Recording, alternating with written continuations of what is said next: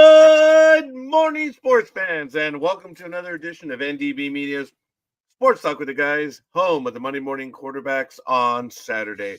Yes, ladies and gentlemen, it's that time. Hide your kiddies, hide your children. We are trolling the digital airwaves. And good morning. It is November 29, 2025. It is Thanksgiving weekend here in the United States of America. And I'm your host, the scorekeeper. And thank you for joining me. What a glorious morning. It is a tad cold over here at NDB Media World Headquarters. It is 45 degrees right now, and it's going to get the high of 72, so that's actually going to be nice. It's going to be a tad warmer tomorrow at 47 degrees, which is kind of cool. Good morning, Aisha. Thank you. Why don't you just come on in right now? It would be nice. Humidity is at 77%. Yeah, I guess it's a bit dry. Pressure is at 30.02 inches and rising. Visibility, even though the sun rises at 6:36 a.m., is at 9 miles. It is a clear morning. It is absolutely gorgeous. Sunset will be at 4:41 p.m. The wind is heading out to the west at 1 mile per hour. Dew point is at 39 degrees. Obviously, the UV index is 0 of 11. And we are in a waxing gibbous. And yes, I have my Cool Ranch Doritos this morning. Oh, what a glorious morning it is. So apparently I've been accused of just eating on this program. Whenever I'm on air, I am drinking and eating. This is not a shock, but I suppose it is for some people. Let's take a quick look at what is happening in sports history today. On this day, in 1927, Russian becomes the fourth world chess champion, defeating reigning champion Cuban Jose Raul Capablanca. It actually says Capablanca, not Casablanca, in Buenos Aires. And in 1969, at the 34th Iron Bowl, Auburn beats Alabama 49-26. So that's a quick look at history. Well, if you want to take one more, on this day in 1976, the New York Yankees signed free agent Reggie Jackson to a 5-year, $3.5 million contract. Man, how 50 years have changed. And contracts are just out of, just atmospheric, don't you think? Incredible. Is anyone playing golf this weekend? I don't believe they are. No, there's nothing going on in golf right now. Not a thing. Well, that was a quick look at golf. That was actually really nice. Formula One, Las Vegas. Or was that NASCAR? No, that was Formula One, right? Yeah, that one happened, and it happened. This weekend, it is going on in Qatar, round 23. I believe their practice is underway right now, and the race will be, actually, we have qualifying going on. So the race will actually be tomorrow. See, at 8 a.m. my time, really? Track time at 7 p.m. Ooh, that is cool. They have a nice adjustment here on the Formula One website for that stuff. That's kind of neat. I like it. What a wonderful holiday, is it not? It is glorious. No, I have not. I have just changed my alignment. But thank you for noticing. Oh, did you notice the hypocritical book? I mean, the good book. One of them. I have my assistant. She is putting the tabs on my my spiritual guide, and that should be ready hopefully by the end of Tuesday. There's a lot of tabs to put on there. I can't. My hands tremble that much. You guys know the joke, right? I said my hands tremble so much that I was not able to give Margarita her her shots, not her immunizations, of course, but her for her diabetes, because when the cops would have showed up, they would have said, "Who the hell stabbed her 17, 18 times? I was just trying to give her shots, sir." Yeah, so go figure. Yeah, I've done a lot better with that joke. But anyway, yeah, this is just one of the books I use from time to time. And that one was right there. And actually, just to give, this is the map that I picked up when I was at Antietam, at the battlefield site earlier this year in May. This is the other. This is what I read. I read Foreign Affairs. I know this is probably not the appropriate program. And then I have, of course, the joke book, which I use on joke nights. Man walks into a bar, and one of my most recent books right now, by Martin Dugard, which is Taking Midway. So these are the books that I just have right there behind me. So to answer your question, Anime Girl, the look isn't different. It's just the alignment of the camera. And speaking of alignments with the camera, good morning. He who shall be named as El Perro Grande, the big dog. Greetings and salutations, my good fellow. Greetings and Excuse me, hold on, I forgot. You're from East LA. What's up? What's up? I think Big Dog and I could blow up 5 minutes just doing that. What's up? I do hear that feedback. Okay. I don't know why, but I refer to it as a camel hump. I don't know why, but it's that quick sound. And I got hit up by the Pomona police There you go. For $50. There you go. How's that? Oh, it's clear. You got, what was that now? Where do you hold it up? I got hit up by the Pomona Police Association. $50. Damn. I'm glad Gig is having fun with it. Yes. Yeah, what up? Actually, she might be able to outdo all of us. I don't know if I told you this, Big Dog, but for a while, Gig explained this to me, that where I worked at Central Yard along Valley, just to the east of us, she lived around there growing up. Oh, okay. So she is a Lincoln Heights woman.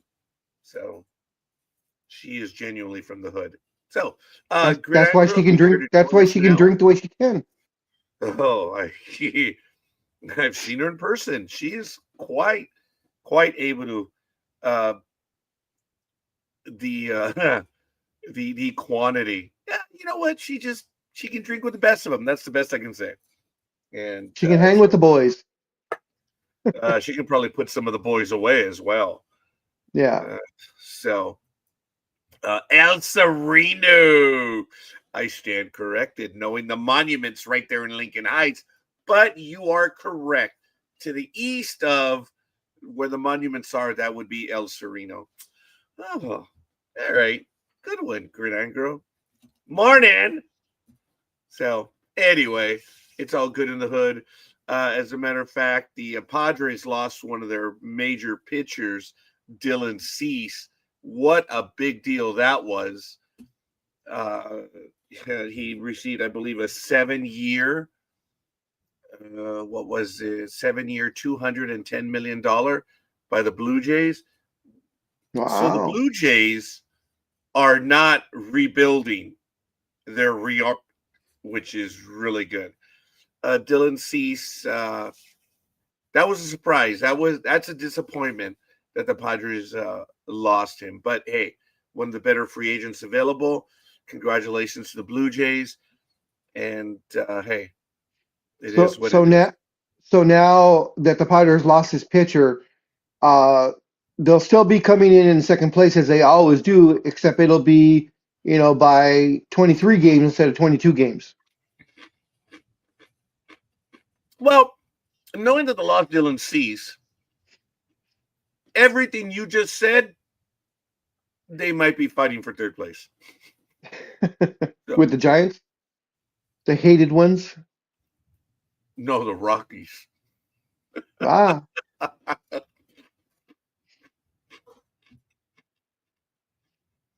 What you crunching on? Cool Ranch Doritos, man. It's the only thing. Sorry. Where's the cherry Coke that goes with it? Oh, maybe not this early in the morning. How times have changed. I don't even have my coffee anymore. I don't drink. I'm dumping a lot of my sugar intake, and it's I have to. So I'm really happy with it. Good I for don't you. want to, but I have to. The only time How I was your? have coffee or sugar now or a drink is when I go out. I rarely ever drink at home now. So I need to clarify that, gig. Soda or coffee. How was your Thanksgiving? It was rather quiet, even though I'm really unhappy with norms this year. For the first time ever, upon arrival, we had to wait 1 hour Wow. for the food to be handed to us. So once we received it, everything was good. They were so uncoordinated. I've never, ever, ever in the last 15 years, I've used Norms, the restaurant, twice, or no, about 8 times. And the time that you say or that you put that you want the food to be picked up, it's ready to go. So I don't know about that, Anime Girl, but it could very well be. Look, gig, I don't bother to read the labels. Sugar, 1 gram. That's it. 1 gram of sugars. But it has everything else that will kill me, which is pretty good. And I'm just generalizing, messing around. I didn't say anything towards Doritos. I'm a fan of Doritos. So I'm just kidding about that. But 2 grams. Are you happy with that? So I don't know if I would be sour, but it looks like the big dog's having some issues because we may have lost him. Hopefully he's able to return shortly. But anyway, if Gig would show up and if Anime Girl would show up, hey, we could have a conversation this morning. But it looks like the Padres, since Cease is now off the board, it looks like Framber Valdez of the Houston A-Holes is looking to get a roughly 5-year, $175 million deal. The Mets look to be, I hate talking about the rumors. So, yeah. It's just, I think the rumors are a waste of time. I know other people enjoy them and having those conversations. I do not. I think it's an actual waste of time because we have better things to do right here. Hopefully, that is the big dog returning. I'm And trying. there he is. He's back. So there is some movement in the free agent field right now, Major League Baseball. But again, I have no desire to comment on the rumors that are going on right now because most of the time they get them wrong anyway. And I prefer to show off my stupidity on a professional level as opposed to predicting my inherent lack thereof. I don't, I just don't want to do that. I know there's a big game in predicting where all the free agents go, but okay, go play. Go play. I don't want to. So, like I say, it looks like the Mets are closing in on this pitcher. Bo Bichette, Sorry. hey, whatever. Bo Bichette is projected to get a massive deal as well. Now, that one is not a rumor. I doubt he's going to return on a 1-year deal. And based on what Bo Bichette did, he's going to get a big deal again. Probably 7-year minimum or maybe even more. But it's going to be above the $200 million range. So, but again, that's as far as I really want to talk about the rumors. Now, I do have a story that I want to get to that happened in Mets world, and I'll post the article. Oops, not that one. I will post the article in the chat room. And apparently the fans have to come to the defense of Juan Soto after an alleged incident. Fans across the globe are vehemently, and I don't understand who they are, defending New York Mets superstar Juan Soto online after Soto received backlash for denying a photo request while he was dining. Evelina Garcia, ex-wife of the late Major League Baseball pitcher Odalis Perez, took to social media to trash Soto for allegedly denying Garcia's daughter a picture while Soto was eating dinner at a restaurant in the Dominican Republic. Now, the story continued that the situation immediately turned into a discourse on X about the importance of respecting famous people's personal space, with fans criticizing Garcia on grounds of entitlement and defending Soto for simply wanting to relax and enjoy his dinner. I do know several people that have reached certain heights. I'm not going to mention their names now.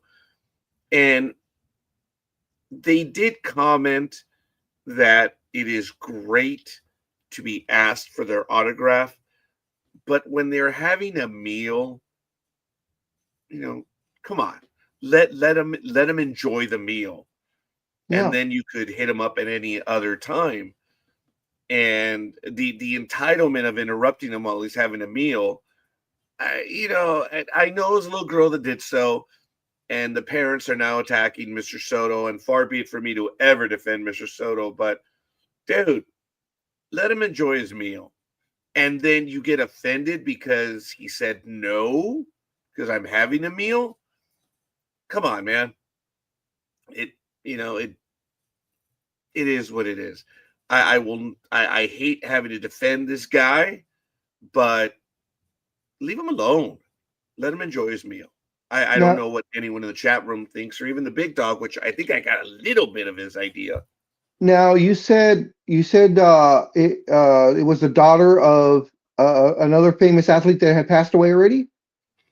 No, because you said it was the wife of former or something or other, right?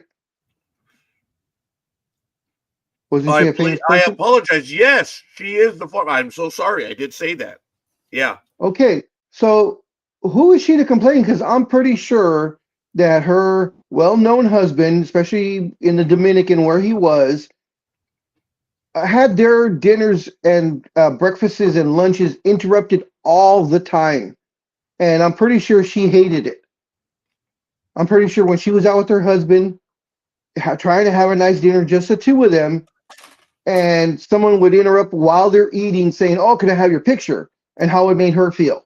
Whether or not her husband said yes or no is regardless. It's the fact of how she felt. And yet she's doing the exact same damn thing that all the fans did to her husband.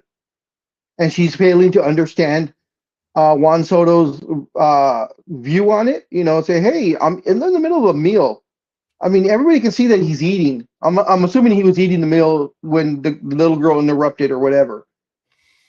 Wait till the person's done eating. Yeah, wait till the person's done eating, or maybe if you catch him before, right when he puts the order in, so he's got no food in front of him, in other words. Then you can maybe come up and say, hey, can I have a picture? Or, excuse me, Mr. Soto, after you're done, can I possibly have a picture? And then you go by, if he says yes or no, I'll let you eat your dinner. I just would like to have a picture. And then you walk away. Be respectful, people. Shit. Yes. Pina Posse, David Ortiz was in fact interrupted at dinner. Yes. But knowing that it's the daughter of a former, baseball player as well, come on, you should give them. I know it's a little girl, and I do appreciate your comment, that it is a little girl. And I don't know how young the little girl was. I don't care if it's a little girl. Be respectful. Her parents should know better than to be respectful.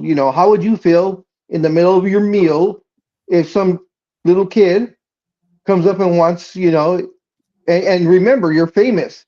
So don't think of it right now like if someone were to come up to myself or a scorekeeper and would ask for a picture in the middle of course, we'd be like, hey, yeah, I'm recognized. Yes.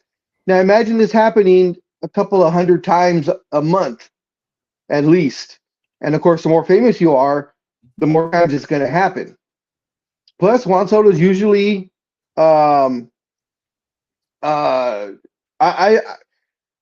know of Juan Soto better than I, scorekeeper. So is he considered a douche Is he considered a nice guy?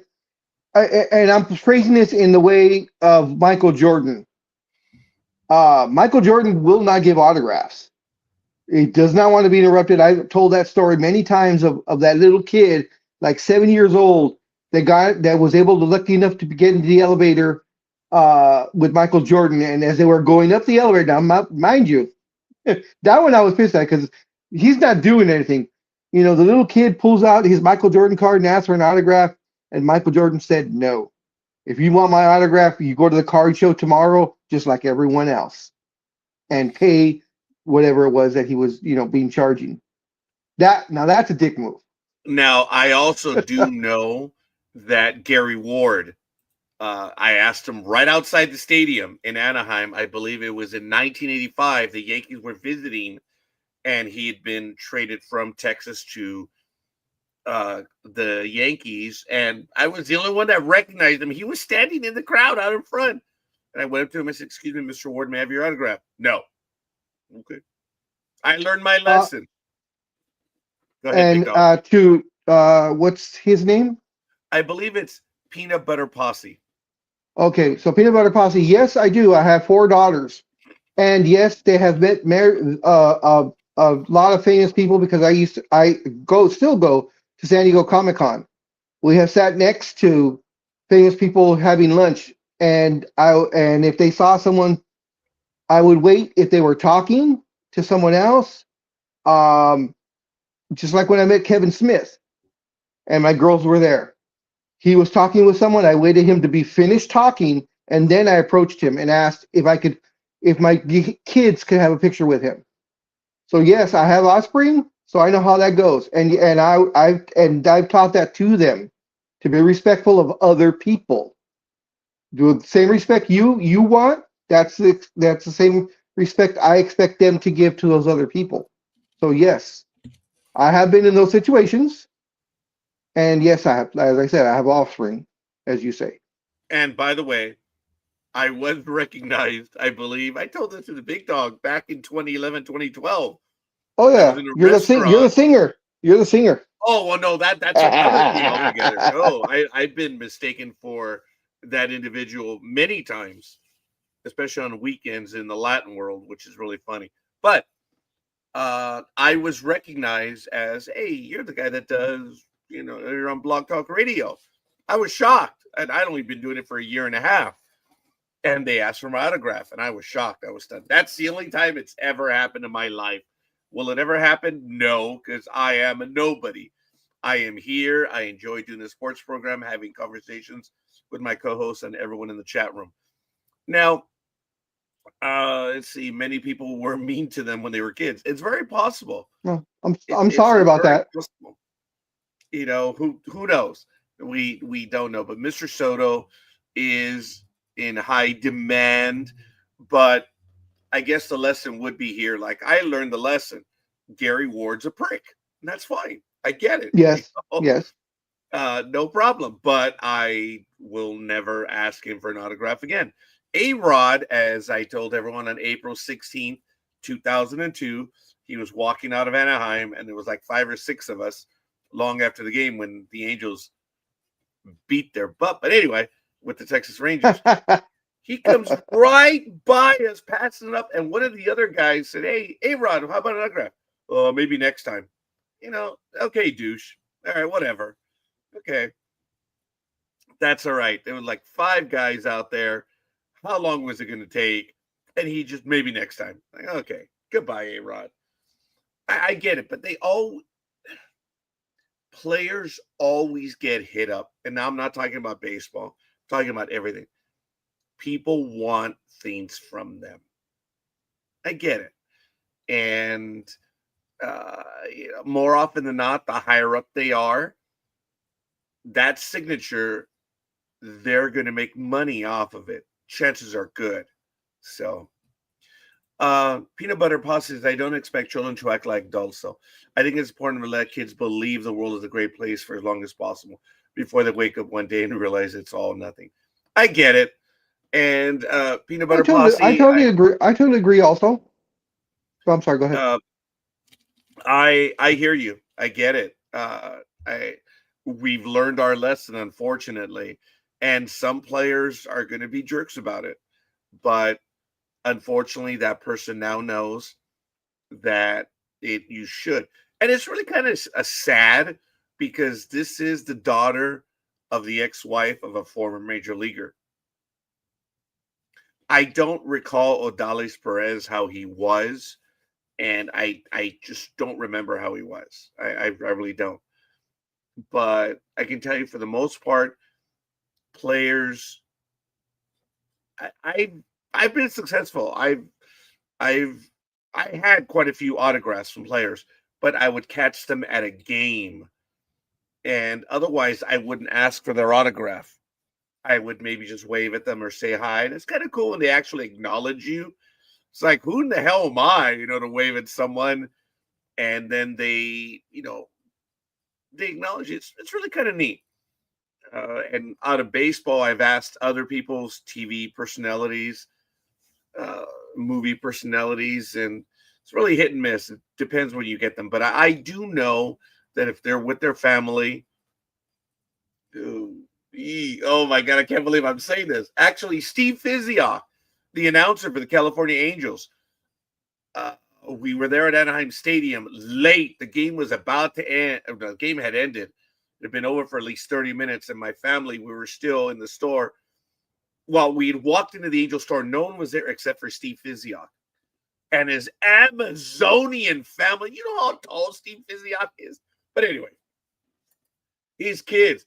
And we like stopped when we saw him. Well, I did. I'm like, oh. Ajimo was maybe 5 years old. Ariel was 8. And I had my significant other at the time with me. And the kids, his I assume they were kids. Man, they were Amazon. I think they were taller than I was already at the time. And I'm 5'11". So the kids are like, oh my God, I think someone's going to ask Dad for his autograph. And I think they let him know.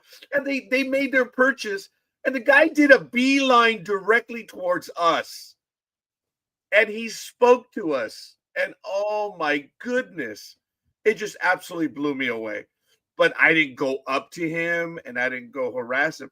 He came over to us, and I will never, ever forget. I've told that story numerous times. And was that Kenny Rogers? No, that was Steve Fizioc. No, Kenny Rogers was right after A-Rod. Kenny Rogers there we go. What A-Rod did, and Kenny Rogers came right up to us. So, good morning, Tony. Yeah, driving home. What a show. Or, I'm sorry, what a blank show. Yes. I was about to say, is he wearing his black armband right now? Oh, my goodness. It was myself and Speedy were the only two that picked the Bears. That was a rough Thursday and Friday for everyone. None of the favorites won. Wasn't even close. And I don't know if you saw comments as we were talking back and forth in the PM. I actually had went in and picked the switch to pick the Bengals, and I had put it in, made the switch, and I was about to hit update, and I was just like, damn it, no, go, that was your first call, just keep it. They'll pull through. And so I exited out, and the Bengals beat the crap out of them. I was like, holy shit. Yeah. So, guys, let them enjoy their meals. Parents, teach them to, understand that they're people too. Mm-hmm. But I do agree that in a place, in a world, it's kind of cool to look up to someone because they're good at what they do. I always did. I had a chance I'm actually on Facebook. I'm Facebook friends with one of my heroes. But I'm not going to get into his whole thing. Anyone in baseball who knows what happened. But Jim Leyritz, when that kid showed up, Elvis, I mean, I love that guy. Have glove, will travel. Give him a glove, he'll play. Put me in, coach. I'm ready to play. Jim Leyritz. two gargantuan blasts in New York Yankees postseason history. 1995 All-Star game at Yankee Stadium. 1996 Game 4, Yankees down 6-3 when they were down 6-0. My wife and I watching the game standing right in front of our TV set, and it's 2 outs, runners up first and second. I looked down and I told my wife, I feel good with who's up right now. And that was Jim Leyritz. Colossal blast. After that, in Game 4, the Yankees never trailed for the rest of the series. So, it is what it is. But Jim Leyritz was one of my favorite players. I'm actually friends with him on Facebook. And I don't contact him. I don't really tell him anything. But whenever I see him on TV or something, I'll send him a picture and something that I might get a comment from him. But that's it. But I've always respected his ability. Not the best arm, not the best glove, not the fastest player, but shows up every day to play. And it's cool. Darren Erstad from the Angels. Oh, my God. When he patrolled left field for Anaheim, man, not a game went by that he didn't come up with a big play. Darren Erstad was one of my favorite players. Yeah, it was fun. Speaking of the Angels, I was so happy, and I said finally, but it's still just talks. But I wanted to get your thoughts on the story that came out a couple of days ago about the Angels and Anthony Rendon in talks to buy out his final year. So it says Angels and third baseman Anthony Rendon are in talks to buy out the final year of his contract, potentially bringing resolution to a 7-year, $245 million deal that did not come close to paying dividends for the team. That is an absolute fact. That was probably one of the worst contracts I think the Angels have ever given out. Okay, it's one of the worst in Major League Baseball, but Oh, it is still not the worst. No, but for the Angels it is. The Angels couldn't put together Mo anything. Vaughn, that Yeah. might have been another one. Mo What Vaughn. about Albert Pujols and the Angels deal? Albert Pujols played and played and played. His numbers were nowhere near when he was Prince Fielder. Yeah. But no, look, they got a slugger that was on the way down. Did he produce? Yeah. Yes, he did. He actually produced. Rendon has not. Yeah. Now, were you surprised when they announced that? Well, although he's now out now. Excuse me. He's now not in the talks to be the new manager. Before the new manager was picked for the Angels, they said they were talking about Albert Pujols, that they had went to him and actually interviewed him to be the Angels' new manager. What did you think about that when you heard it? Sure. And for the blogosphere to be out there to say, oh, he has no experience, no nothing. Oh, for the love of God. Some of the best coaches went from the field directly to managing. Stop it. I that was stupid. Now, whether or not he'd be a good manager, well, that remains to be seen. He didn't have any coaching experience, but he played the game, which is there. I mean, there are some managers that never played the game. They just did minor league ball and stuff. So, it's hit and miss. So look at all these guys that are being hired right now. What experience do they have? Cut it out, guys. So it's just people were really angry that he was in line for it based on the perceived lack of production. Look, I'm never going to say that Albert Pujols delivered on his deal, but he was there playing and he was getting some big hits near the end. But then even then, he got traded away, I think. He went to the Dodgers or something for a little bit. I'm trying to remember if he got traded away or if his contract was just up. No, and the Angels. He was released. He was let there we go. That's right. He was released and he went straight to the Dodgers for a half season or something like that.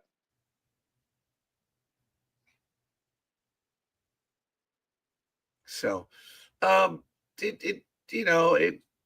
We live in an interesting world, folks. Take responsibility for what you have, and I believe Peanut Butter Posse, if that is the correct name, and I do apologize if I got it wrong. I appreciate your points. I do like them, and I never really had that situation with my daughters because they were around from a young age. They were like the big dog kids. They were around famous people. I'm not going to say people of import, but famous people. Yes. My daughters uh, met with military people as we would tour ships, politicians, sports people, people on television and movies. They've been around them. Ariel is so blasé that she is like, oh, it's me. I'm interviewing so and so. Yeah, I Okay. could, I could see Ariel doing that to you. And you'd be like, so, oh, I'm gonna interview, whoever, blah blah blah, and I could just say, Ariel, oh, okay. Gmo was the exact same way. She was pretty damn blasé about it as well. Oh, you mean the people that are on that thing that you still watch, the boob tube? Yeah. Just because you play video games all the time doesn't mean anything. But uh, for them to get an autograph, it's like, why? It's not the same value that we have. And I've been fortunate to know what some of the rules are. I've had people, as there are people in my life that are politicians, sports personalities, and on television. Hey, Tanya Mercado, who might make an appearance today. I've invited her to join us, knowing that we are nearing the holiday season. Hi, John. Hope you're doing well, Mr. John Gajitos and Peter Marin Mooch. I did not know that was your nickname, but appreciate you guys watching us. Why don't you guys let us know who you are and where you hail from in the chat room. Let us know how cold it is where you are in the world right now. And it's brisk. But guys, it's like 47 degrees. Big Dog has it probably close to there, but there's no wind right now. Unless he has it where he's at. Let's see what I have. It is 44 degrees right now. The air quality is moderate. UV index is 0. Visibility is 14 miles. Humidity is 86%. Mm-hmm. And I don't have a wind thing. You may not have wind. Oh, no, here we go. I'm sorry. I do have it. Winds are 3 miles an hour. Well, And it is coming from the northwest. Got to be careful though, because winds are 3 miles an hour and gusts up to 4.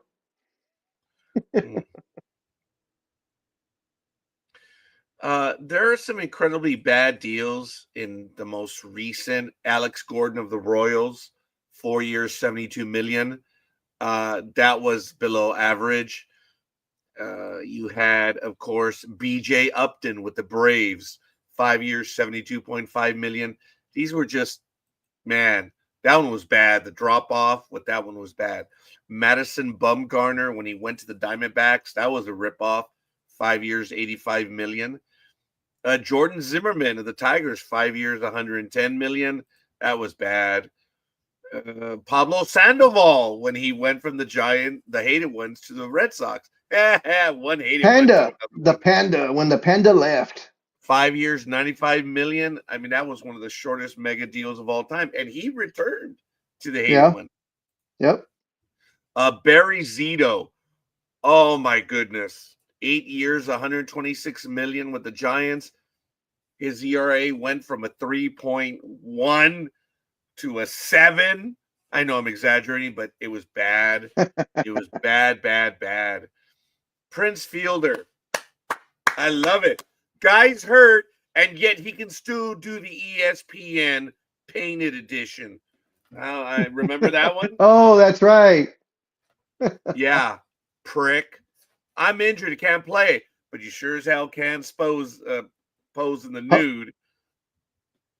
That was a colossal failure. 9 years, 214 million. What did he do for Detroit? Tony, what did Prince Fielder do for Detroit? And his dad was so cool. Now, I like Cecil. Cecil Fielder was, I like Cecil. Albert Pujols, Angels, 10 years, 240 million.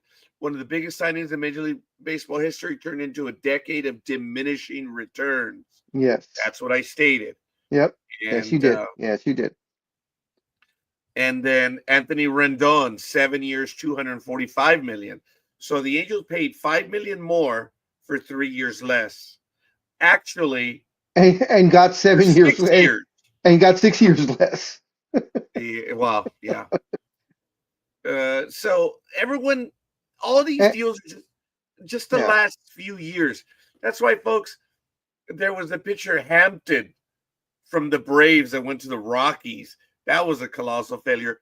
The Yankees, they picked up the pitcher from the Montreal Expos, $39.9 million for 4 years, and he pitched like 10 games. And when he left the Yankees, he was like, I wish I would have gotten a little bit of respect. He got paid on time for being hurt all the time. You got your disability payment. Now shut the hell up. Now, do you think I got my disability payment, so shut the hell up? now, do you think in the future, and I'm talking about another 10 years from now, maybe a little longer, do you think the $700 million deal will ever be talked about as not a good deal? Because I know right now it's, of course, hand over fist. It's on the positive for the Dodgers. So, but do you think they'll ever look down on that? I mean, we've talked about this, saying that year is going to be bad, in the 7th, 8th, 9th, and 10th years, There is well, I can't say that because we did talk about the 1 or 2 free agent deals. Yes. Spectacular. Yeah. And they're just far and in between. Vladimir Guerrero was a great signing by the Angels that went 5 years. Yes. And they cut him too early. And they cut him 1 year too early. Oh my God, he was on a terror. He was a holy terror when that final year, and he put it to the Angels every single time they played. And I don't blame him. And Angel fans cheered every time. Yep. Every time he walked up, he's beloved. They let go of him 1 year too early. There have been deals that have worked out. Oh, Keigawa, another pitcher with the Yankees from Japan, signed a ridiculous deal, like I don't know what it was, a 3-year, $45 million deal or whatever, and he showed up to the major leagues, and then he was sent down, and he would show up in a limo to every start in the minor leagues. Wow. And he pitched for like 3 years. He fulfilled his contract, but he did it in the minor leagues. So speaking of showing up to games, just real quick, I'm sorry. Yesterday, the Lakers played the Dallas Mavericks here in LA. And of course, Luka's been waiting to play the Mavericks. And Anthony Davis finally returned from being out like 12 games. He's only played like 5 games this year because he's been hurt all year long, Anthony Davis. So of course, the trade is everybody that looks back at that trade still says, the Lakers are really winning out since Anthony Davis isn't even playing. But Luka showed up in a brand new black Bugatti. They had pictures of him and his fiance pulling into the players' parking lot. I'm pretty sure that Bugatti probably went for at least $350 to $400. Beautiful car. I don't know how he fits in it, but a beautiful car.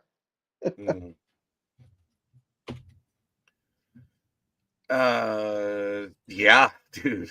Sorry, I got distracted for a moment. I'm setting up the football games for later on right now, so that Gridiron Girl can read them without, having to measure her intake. She needs better spectacles.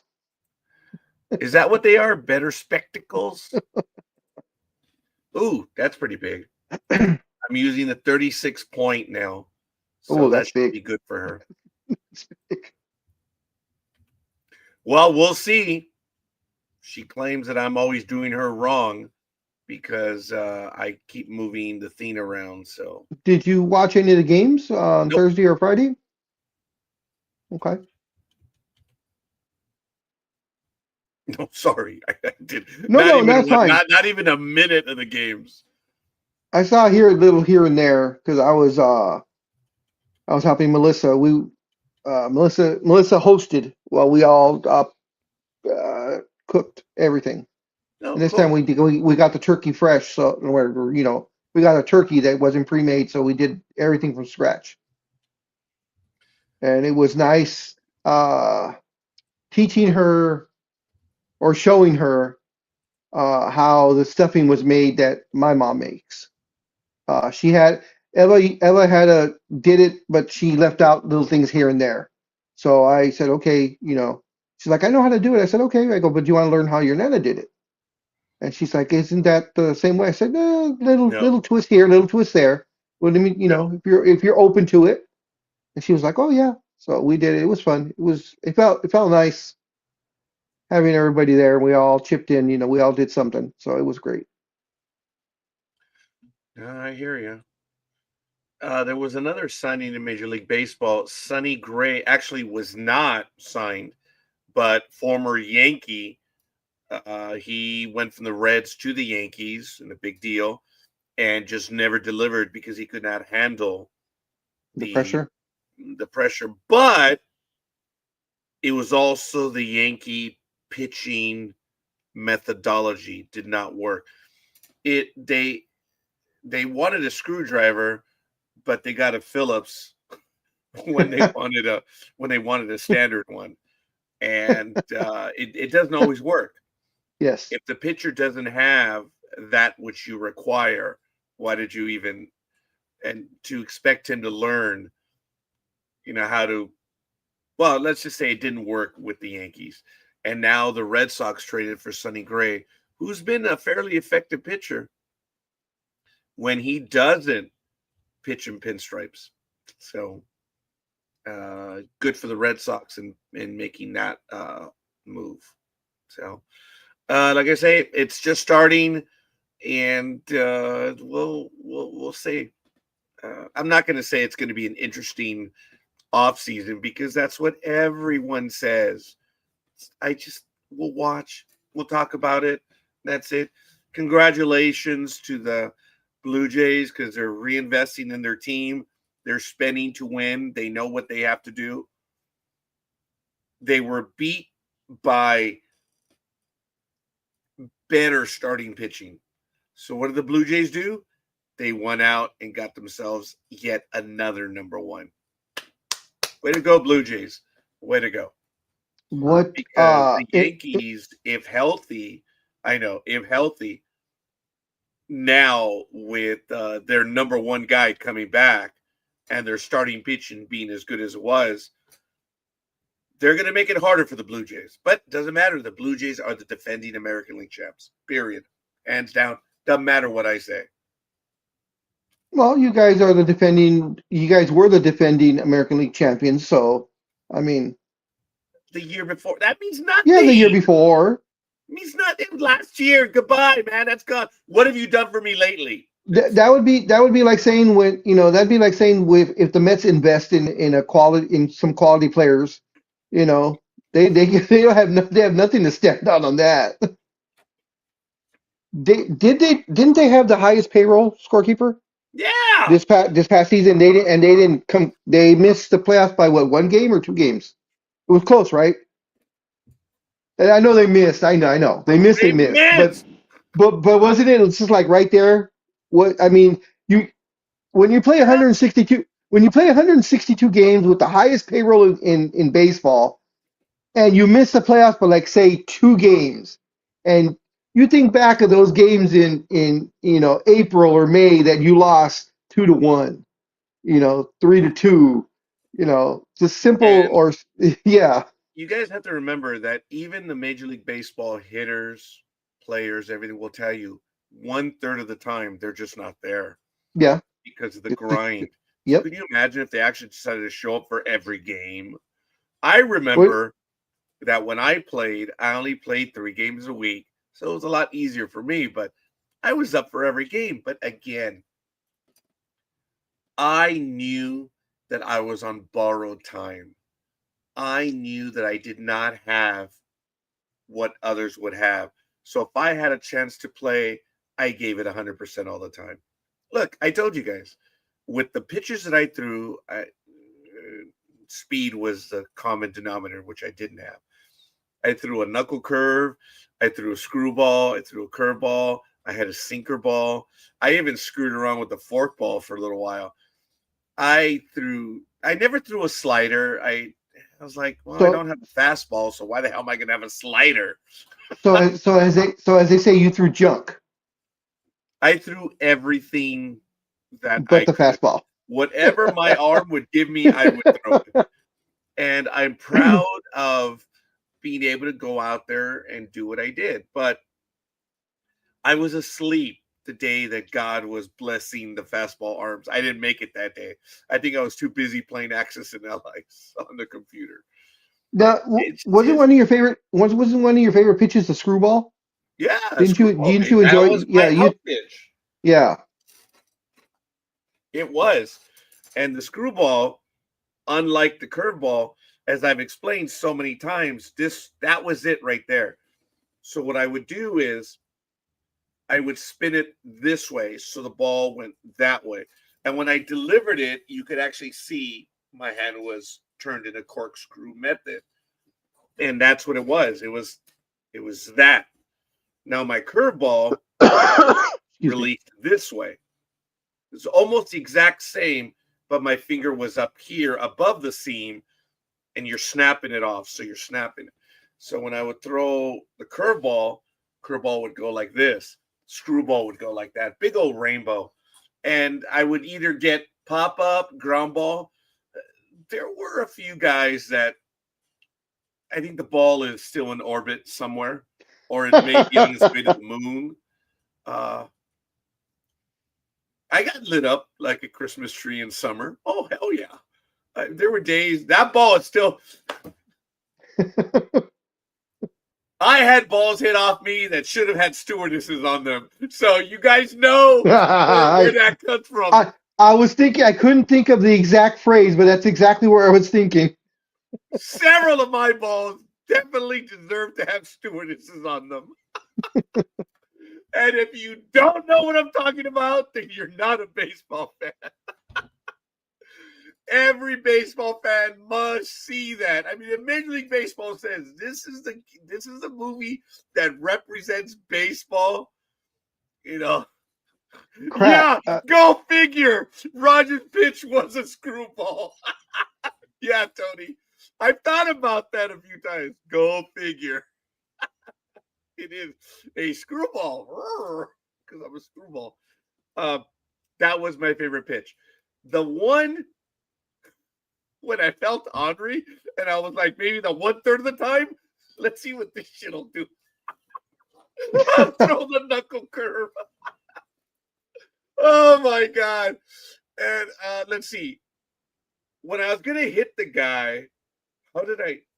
Okay. Oh no, I grabbed the whole ball. It was like a palm ball. If I was going to hit the guy, that thing was in my hand like a palm ball. But yeah, Tony, that is funny. Go figure. Roger's pitch would be a screwball. It was pretty good. I was lucky, guys. I was lucky that I played high school ball, and I was lucky that I played semi-pro ball here in LA. I consider myself fortunate. I actually did play a game in Mexicali once, so I did play overseas. Oh my! I'd forgotten about that one. It was 112 degrees, man. Holy crap. That's not what I said, but that was bad. So anyway, it was fun, guys. Like I said, I was the extra part on the team, and every time that I got my name on the list as bench players or whatever, man, I thought I hit the lotto. I was like, really? And coach was telling me, dude, you've been busting your behind during practice, doing everything. And when Coach Cody put my name on that roster as the subs, I thought I was like, wow, that was cool. That was neat. But anyway, I got into more games as a non-pitcher than I did a pitcher. I told you guys that, which was really funny. And when I was playing with the Halcones down here in LA for 3 years, I was predominantly first base. I don't think I played any other position. I was, forgive me for saying, I was a damn good first baseman. Yeah. Because I had a good glove at third, but I didn't have the arm to get across. I did not have a Manny Machado arm. I didn't have a Derek Jeter arm. I had a Roger Noriega arm that I could get it to third, but I had to heave it. So that's not good. Softball is easy, not baseball. Anyway, I'm prepping the final football games, and I appreciate guys. I know I've told those stories before, and I'm sorry for boring everyone. But It's never a boring story with you, scorekeeper. You keep I us cannot wait entertained. till Mooch joins us on a regular basis. And because he played all 4 years, he was a starter on the team. He was a catcher and DH. I think he did some outfield too. If he's watching us right now, he can tell me. He'll keep you honest, right? Well, I joked about that a few years ago Yeah, when I I know. found out. I was like, "Whoa, now I can't embellish my stories."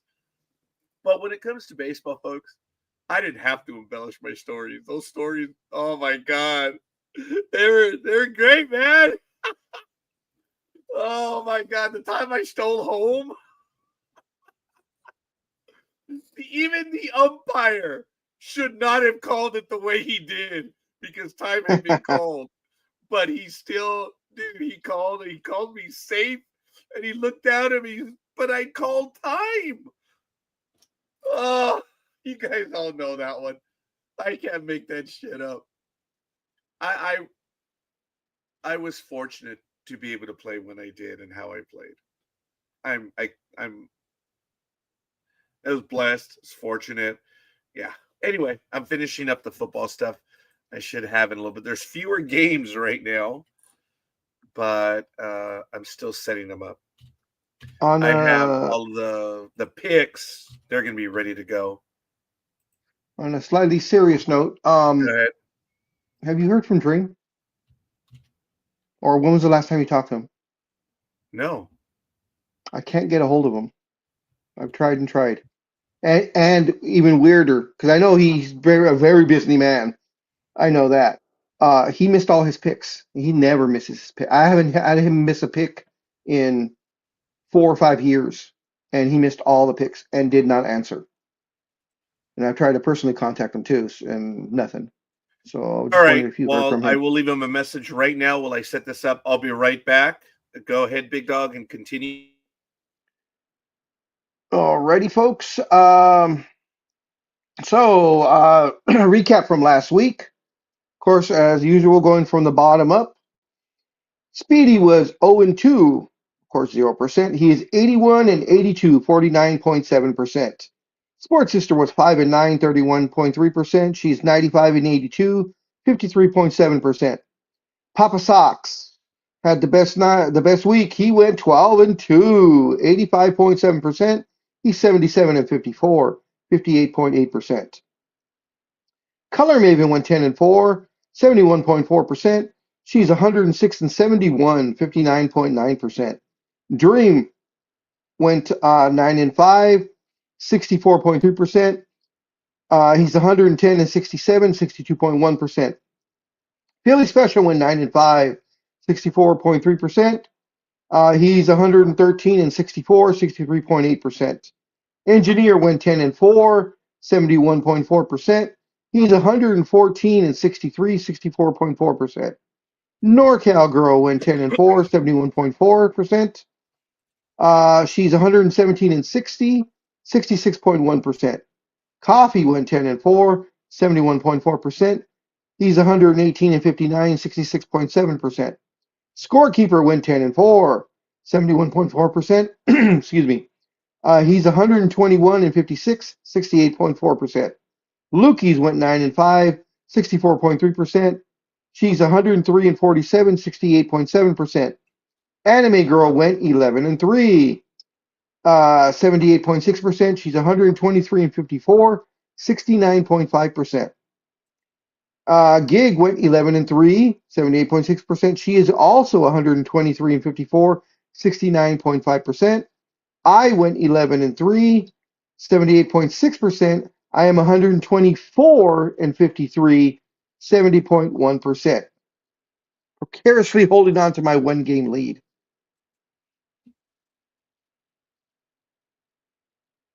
And there Well, you I just have it. left a message with him, letting him know that I Yep. am reaching out to him, and we'll see. Okie dokie. Thank you, sir. I know he was traveling in October. I don't know if he was traveling now. What's up, Gig? Good morning. How you doing? I'm doing. You know, As in since she what? was, Hmm. you know, scorekeeper. Since she grew up in El Sereno, you know, she was a Aquanet queen. So, Yes, I've had many of cans. yep, many cans bit the dust. She personally is responsible for a small hole in the ozone layer, I as don't know why all you the girls say were in the was. 80s. Yes. Good morning. Konnichiwa. Konnichiwa gozaimasu. Gosh, miss. Hi, Gig. Hi. Would you say she's a hot mess? What was that? No. I'm not gonna repeat myself. Okay. You what? Well, I'm gonna try. Yeah, I guess it's good being deaf. I miss most of the stuff anyway. There's another statement that Speaking of, goes, I thought they were for keep it to myself. hearing aid. Oh, sure. I'm sure they'll get around to it. Are-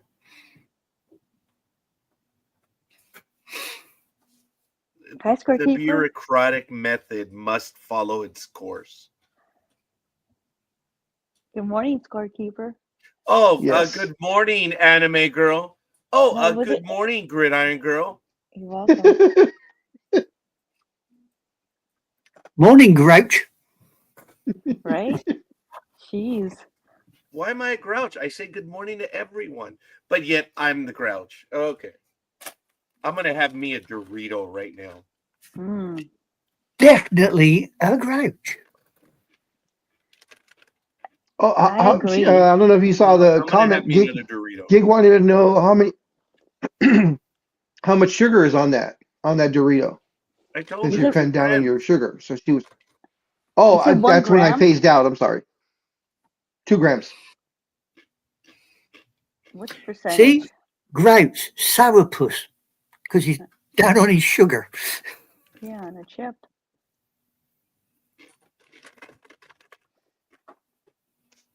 But I do give him credit for not having his cherry Coke that goes with it, because he doesn't.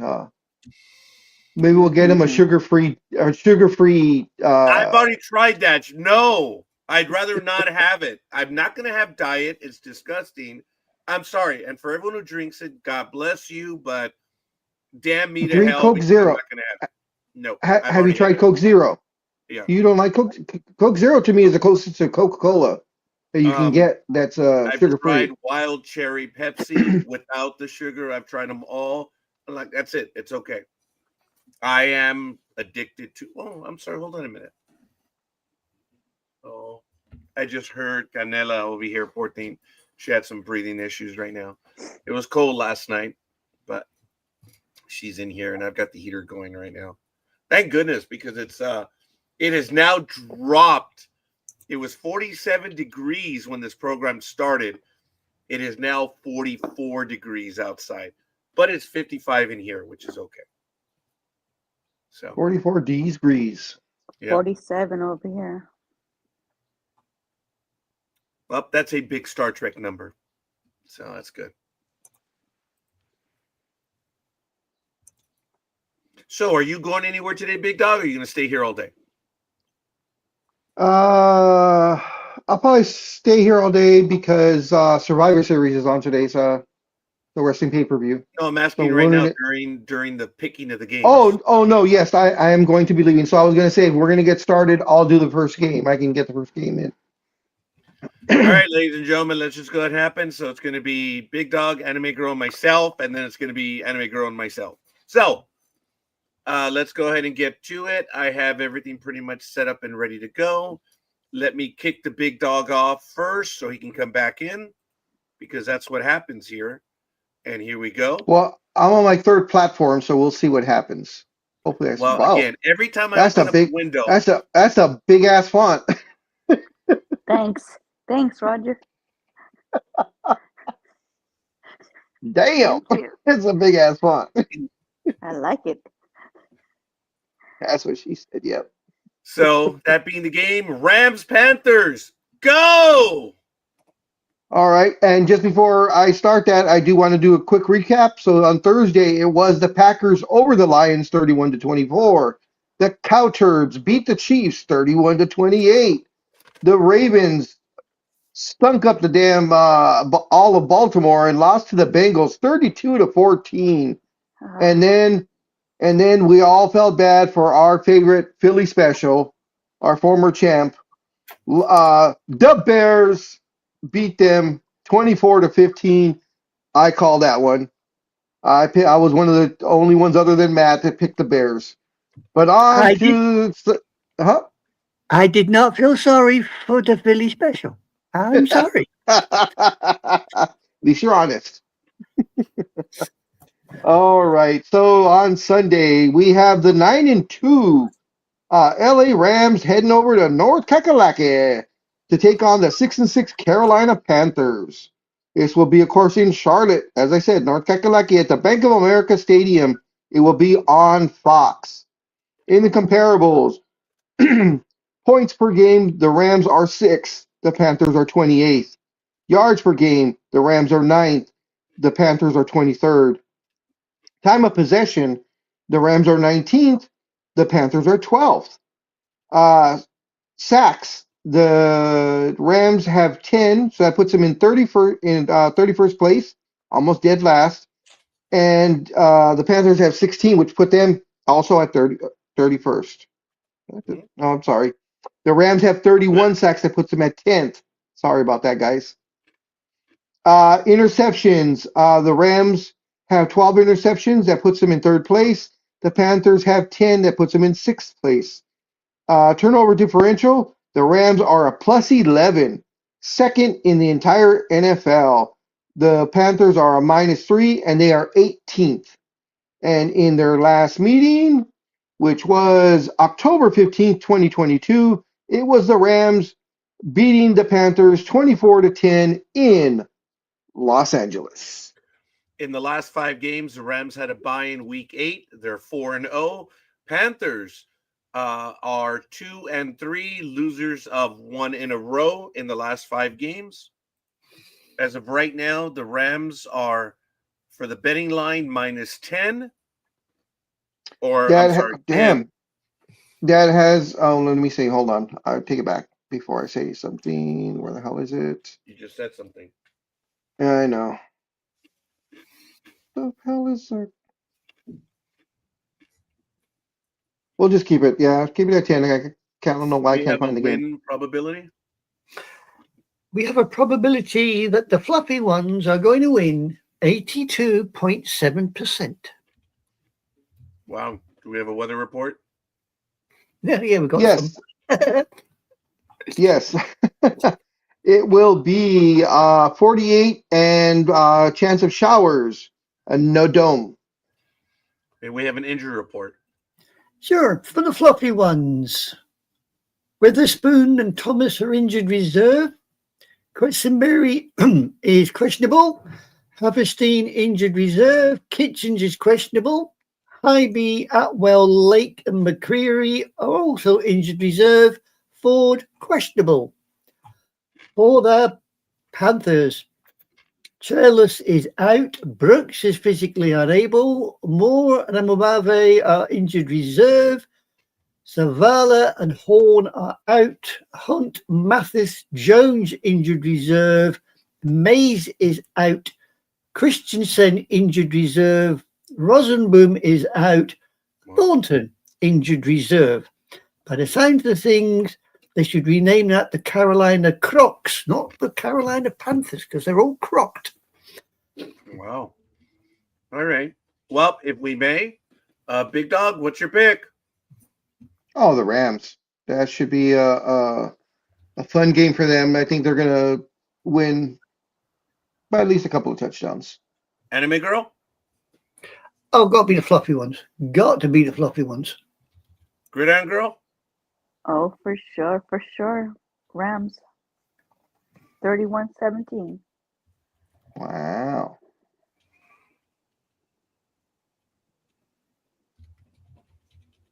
Tony, wake up. Oh, there it is. Thank you. He's crying in his Philly sandwich while he's driving. Oh. All right. Be that as it may, Gridiron Girl? Oh, dear. He's looking for his egg whites. No, he's so depressed. He's eating the whole egg this time because he's so depressed. Right. Okay. So for Rams, we have Cafe, Color Maven, NorCal Girl, Big Dog, Enemy Girl, me, 31-17, Scorekeeper, and the Philly Special. And for the Panthers, we have Sports Sister. That's it. Oh. All right. First game in. Ho. Anime Girl, go. And Big Dog, if you're still here, you're taking the next game. Houston Texans. Okay. Right. I'm We going to have use you, got. Big Dog, till you leave. Sorry, Anime Girl. You will be. You will be. I'll take you off the Christmas card list. Yeah, you're right. Right. We have got the 8-4 49ers taking on the 3-9 Babyshitters. And they're doing it at Huntington Bank Field. The scores on the doors are as follows. Points per game, the 49ers are 15th, while the Babyshitters are 29th. Yards per game, 49ers are 10th, while the Babyshitters are 31st. In total time of possession, 49ers are 13th, while the little Babyshitters are 20th. In sacks, shock horror, the 49ers are dead last, 32nd. While the Babyshitters are second. Shock horror.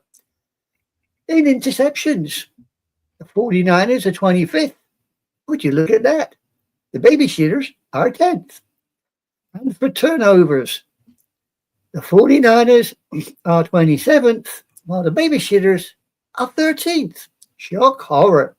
Last time these two decided to knock heads, the Babyshitters edged the 49ers 1917. When was that? By chance? The 49ers in their last 5 games are 3-2, winners of 2 in a row. And the Browns had a bye in week 9, so they had an interruption in their 3-game losing streak when they won in week 12 versus the Raiders.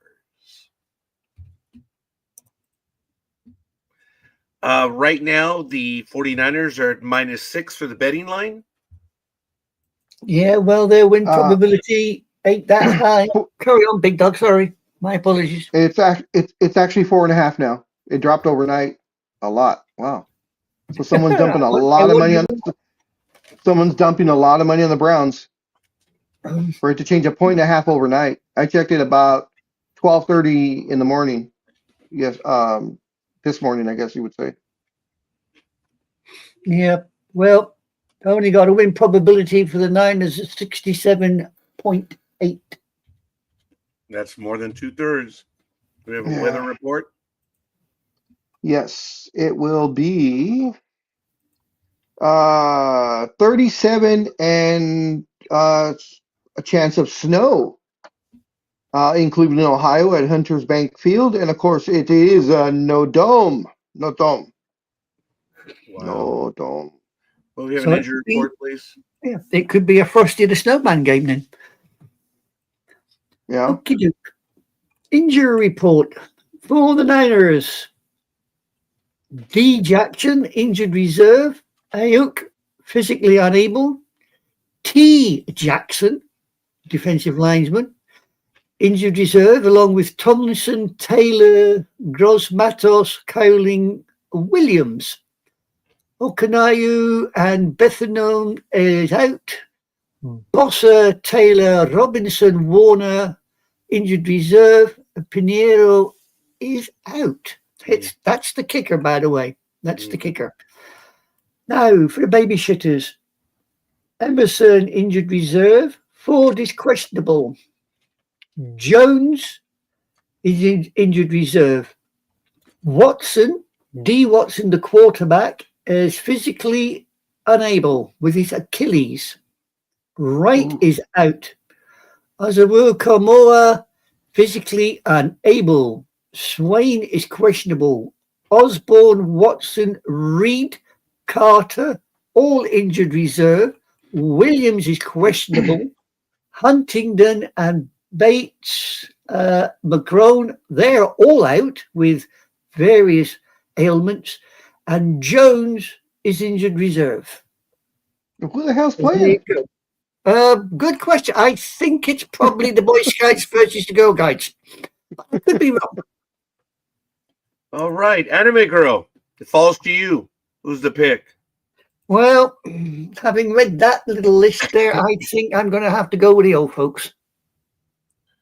All right. Well, thank you for that. Gridiron Girl. I'll take the old folks too. Yeah, scorekeeper's going to go with the Fools. Big Dog? Much as I love my babyshitters, I don't think they're going to be able to win this one. Okay. Gridiron Girl, do what you do. I'm sorry. I mean, would you regale us with your voice? Sure. For the Niners, we have Cafe, we have Color Maiden, we have Sports Sister, NorCal Girl, Anime Girl, Gig, Scorekeeper, and the Big Dog. Oh, And for the baby. sorry, one more. Oh, There it is. and the Philly Special. Whatever. And for the baby shitters, nobody. Oh, wait a minute. No one's shitting for the baby. apologize. He went for the baby shitters. Oh. What? Never Tony? mind. Tony? I've got you. Tony? You had the lames. And now, Yeah? Yep. Yeah? good morning, Lukies. Thank you. I think that loss it's got to his head. Are you serious, Right. Tony? Are you going for them? Well, Mind you, I mean, if you the know, defense, the Browns only have defense. Really, All right, I so, apologize. So Yeah, they do have a good defense, yeah. Yeah. So, Purdy is trash. Purdy's trash.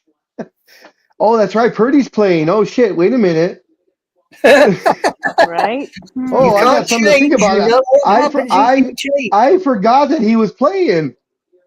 So what's it going to Oh, be? damn. No, Go I'll ahead, keep go- it that go for now. do I'll it. keep Go do it. it that for Do it, now. Big No. dog. No. Okay, so for No. so for the baby shitters, we have a correction. The Philly Special. There, that's it. All right, we're going and blowing. Texans and Colts. Go, Big Dog. All righty. We have the 6-5 Houston Texans heading over to Indianapolis to take on the 8-3 Colts. This will be at Lucas Oil Stadium, and it will be on CBS.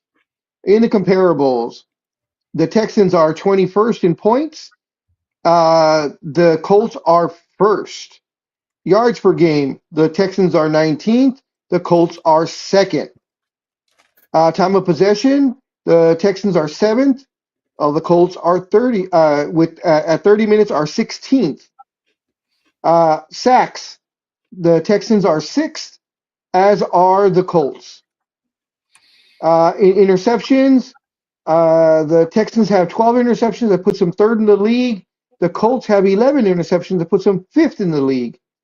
Total turnover differential, the Texans are a plus 10.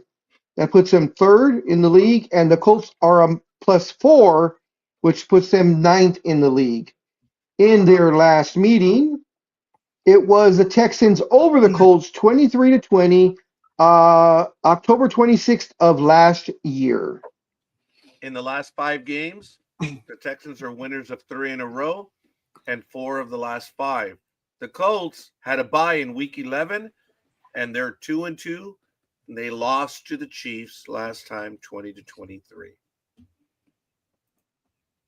The betting line is Colts minus 3.5. Yes, sir. Do we have a win probability? Yeah, looks like they're going to take it 62.6%. It's enough for me. We have a weather report for the dome. Yes, it'll be 28 degrees and cloudy as you walk from your car to the dome. You heard that, Tony? You can do that walk, Tony. Go for it. May we have an injury report, please, anime girl? Certainly, sir. Oh. For the Texans, Hill is out. Jordan is injured reserve. Ward, Dell are both physically unable. Holman is questionable. Futasaki is injured reserve. Hinish is physically unable. Hamilton, Watson, Smith, Taylor, Bryant, Stewart are all injured reserve. Pryor, Carter are both out. And Arnett is questionable. For the Colts, these are 2 pretty banged up teams by the looks of things. For the Colts, Scott Richardson, who is a quarterback, are on injured reserve.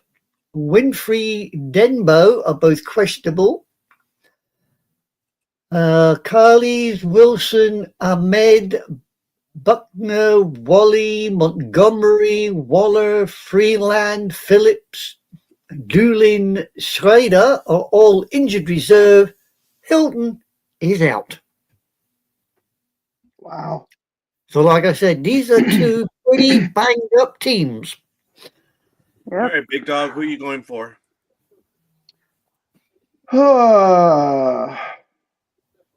The Colts. I'm sorry. I blanked out. The Colts. Oh, God.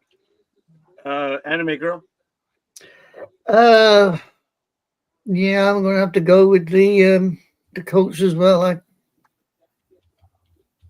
Best of a bad job, I think. Philly is going with the Colts. Lukey is going with the Colts. Gridiron girl? Yeah, I do believe Texans can win, but I'm going to go with the Colts. I can't pull the trigger. Do it. Yeah. Do it. Yeah. Our keeper will go with the Colts. All right. So we're in. Anime girl. Saints, Dolphins. Go. Go. Right. We have got the not so good marching in Saints 2-9. So you don't want me to talk, huh, Roger? Oh, son of a. All right. I apologize. Language, Timothy. Language. I'm sorry. I am so sorry. Gridiron girl, please do what you do, knowing that I failed you yet again. We've lost Big Dog. See what you did? Texans, we have nobody. And for the Colts, we have Cafe, Colored Maven, Sports Sister, NorCal Girl, Lukey's, Big Dog, Anime Girl, The Philly Special, Gig, and Scorekeeper.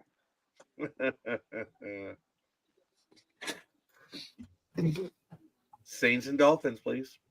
Saints and Dolphins. Okay. As I was saying, we have the not so marching in glory, 2-9 Saints, up against the slightly better 4-7 Miami Dolphins. The scores on the doors are as follows. For the Saints, they're 31st in points per game, whereas the Dolphins are 24th in yards per game. The Saints are 26th, while the Dolphins ain't much better at 25th. The possessions per game, the Saints are 31st, while the Dolphins are 28th. You can tell these are high-scoring teams, can't you? In defensive sacks, the Saints are 20th, while the Dolphins are 25th. In interceptions, the Saints are 22nd, while the Dolphins are 3rd. Like I said, really high-scoring teams. And for turnover differential, the Saints are 21st, while the Dolphins are 24th. The last time these two knocked heads, shock horror, Miami took it 22-3. The Saints had a bye in week 11, but they are losers of 1 in a row and 3-1 in the last 4. The Dolphins were on a bye last week, and prior to that, they were winners of 2 in a row or 3-1 in the last 4. For the betting line, we have the Dolphins at -5.5. Win probability has the little fishy folk at 68%. The big dog is there. Do we have a weather report? No, I don't. I'm transitioning right now, so I can't get to that. So I'll just be Thank talking. you for that, big dog. Sorry about that. It was weird that my iPad just shut down all of a sudden. I have no idea what the hell happened. It don't like So- you. No shit. Actually, no, it doesn't like me because it only gives you problems when you're talking to me. No. It knows I love you, Raj. Interesting. Anyway. Yes, Gridiron Girl. May we have an injury report, please? Sure, you can have an injury report. For the Saints, we have Kamara is out. McCoy injured reserve. Olaf is questionable. Then we have Miller, Salvadiri, Clapp, Means, Young, Plain, Palmer, Broughton, Blackman, and Williams are all injured reserve. Who had the Wow. clap? Someone had Pardon? the clap? You said someone had the clap? Oh, Yeah, okay, big dog. That's what I heard. All I will say, big dog, is camels and fleas. Okay?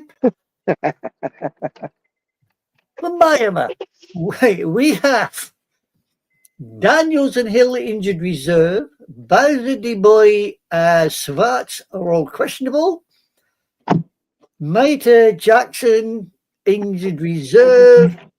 Eichenberg is physically unable. Then it's Waller, Burns, Kahu, Eze, Conyers, Matteson, Feed, Kajusti, Saunders, Meyer, Duck are all injured reserve. Who the hell's playing in these games? Jones is questionable. Then we're back to Bretts and Colbert, injured reserve. Sheffield is out. Douglas, questionable. Like I said, who the hell is playing in these games? Because there's no bugger left. They're all banged up. Freaking cold out here. Shit. Sorry. rumor has it. All right, Anime Girl. What are you going for? Does it really matter? I'll take Miami. Yeah, Gridiron Girl. Lukey's. Uh, Tony's, fish- I need your the- pick. The fishy people. Big dog. Charlie of the Sea.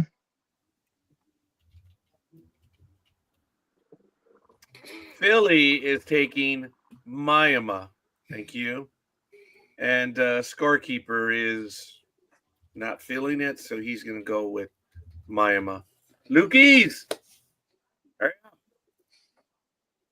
Yeah, this game was this one and the next game that you're gonna go over are the two who gives a shit games of the week. Yeah, you're right there, big dog. You are right there. Well, speaking of that, Gridiron Girl, you're up. Huh? Speaking right. of who gives a shit, Yeah. Oh, okay. So, thanks, Sports Sister.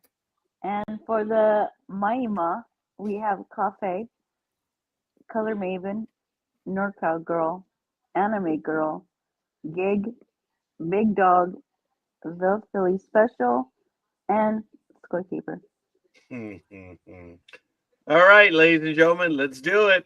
Atlanta Falcons 4-7 visiting the 2-9 New York Jets. This game is at 10 a.m.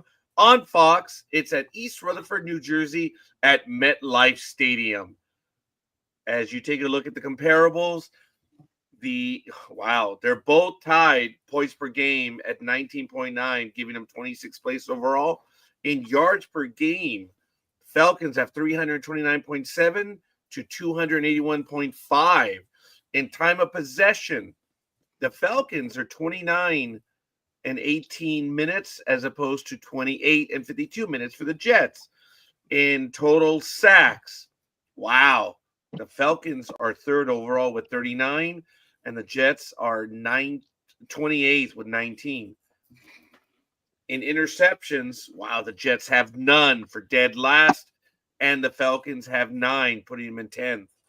Turnover differential, the Falcons are +5, leaving them in 6th place, while the Jets are a mighty charitable team, the most charitable in the league, tied for 32nd at -13. Last time these two teams played, Atlanta 13-8 over the Jets. When you look at the last 5 games for the Falcons, they are 1-4. Wow, they beat the Saints. Really? Oh, yeah. And they were losers of 4 in a row at least in the last 5. The Jets had a bye in week 9, so they're 2-2, losers of 2 in a row. The betting line for this one is the Falcons are 2.5. We'll skip the weather report for now. Do we have an win probability? Yeah, little birdies are going to take it 56.8%. So you see their cup runneth over. No. 56.8%? Yeah, their cup runneth over. Oh my goodness. Okay, fair enough. Do we have an injury report, please? Yeah, this is going to be a long list of who ain't playing for either side by the looks of things. For the Falcons, we have Trice injured reserve, Anderson physically unable, Phillips, Whitley, Norton, Jones, McGarry, all injured reserve. Woods is out. Roberts injured reserve. London is out. Bowman, Penix injured reserve. Hayes is out. Harrison injured reserve. Lindstrom is questionable. Malone injured reserve. And for the Jets, Zerline is questionable. Charles is physically unable. Reynolds is injured reserve. Mosley is questionable. Here we go. Surratt, Allen, Boyd, Cowart, Hartwig, Vera, Tucker, all injured reserve. Robinson is out. Brownlee is questionable. Then we have Jones, Wilson, and Cisco, all injured reserve. Phillips is questionable. And Wigland is out. As I said, don't know who's playing in that game either because there ain't many left there to play. Wow. All right. Well, it's who cares? I'm no fan of the Jets. kind of like the Falcons a little bit better. So scorekeeper is going to go with the Falcons, and he says it's going to be 19-10. And our first pick for this game, well, actually, Lukey's went with the Falcons, and now Philly is going to go with the Dirty Birds. So, Anime Girl, what's it going to be? I'll go with the Falcons, but I think it's only going to be something like 14-7, if that. No, 14-3. Cancel that. 14-3. Hereby canceled. Gridiron Girl. So if the Jets are going to win a game, this is going to be the one that they're going to win. So I'm going to go with the Jets on this one. Damn it! You took my pick. That's exactly what I was thinking. I'm picking the Jets. Knowing that they're 2-9, so says Gig. If they're going to win a game, this will be the one. Okay. That's exactly what I was thinking. Big Dog, what are you going to do? I'm taking the Jets. Yeah, I'm taking the Jets. I was thinking the exact same thing. If the Jets are going to win one more, this will be the one. Son of a bitch. That's what I was saying. You took my pick.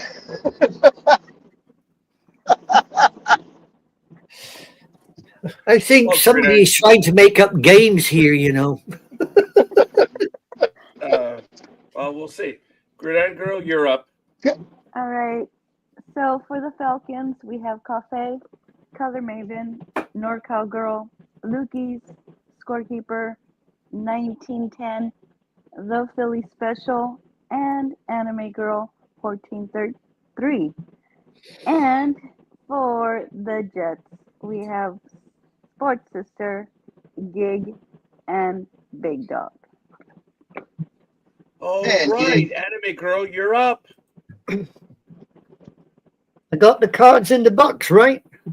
Yep. Yep. Here we go.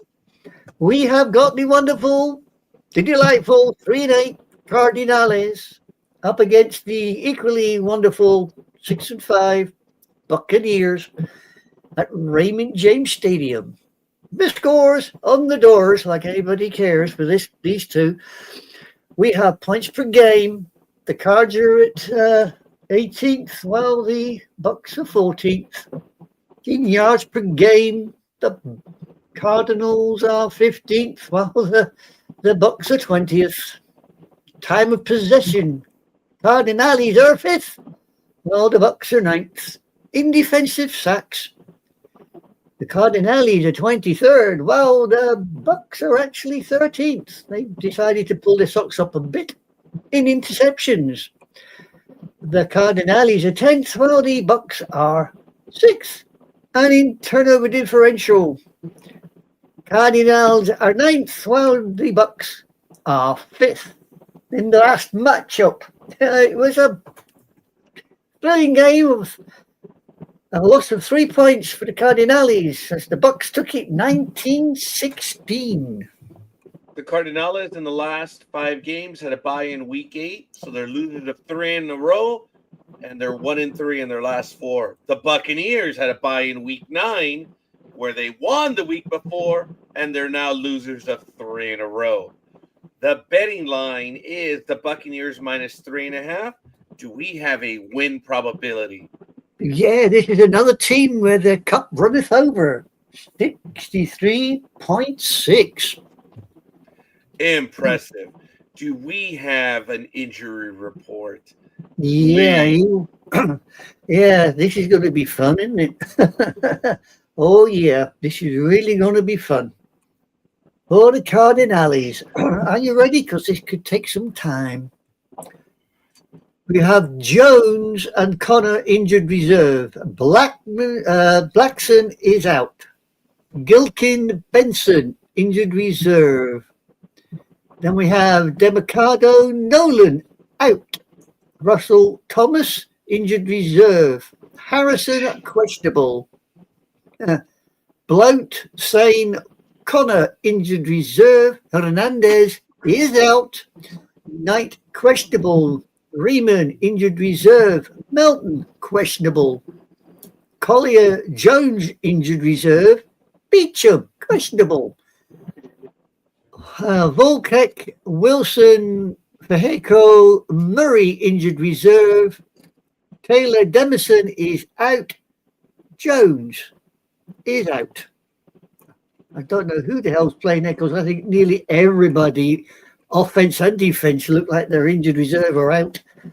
For the Bucks, we have Dean questionable, Morrison is out, Walker injured reserve, Mayfield is questionable. Here we go. Roberts, McMillan, Cleef injured reserve, Reddick questionable. Wisdom, Cansey, Mulch, Evans injured reserve, Irving is questionable, Jones is out, Bredson is questionable, McClellan is out, Nilsson questionable. So pays your money, takes your chances with this lot, ladies and gents. Okay, I need the picks in the chat room. Give me 10 seconds, please. Sorry, guys. I'll be right back. Roger D. Oh, dear.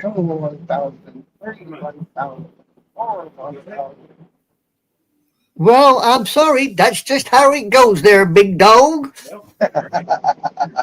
Mercy sakes alive. What do you want this time of the season? A fit team? You ain't getting one. I'm so sorry, guys. Oh, well, there you go. Okay? I apologize.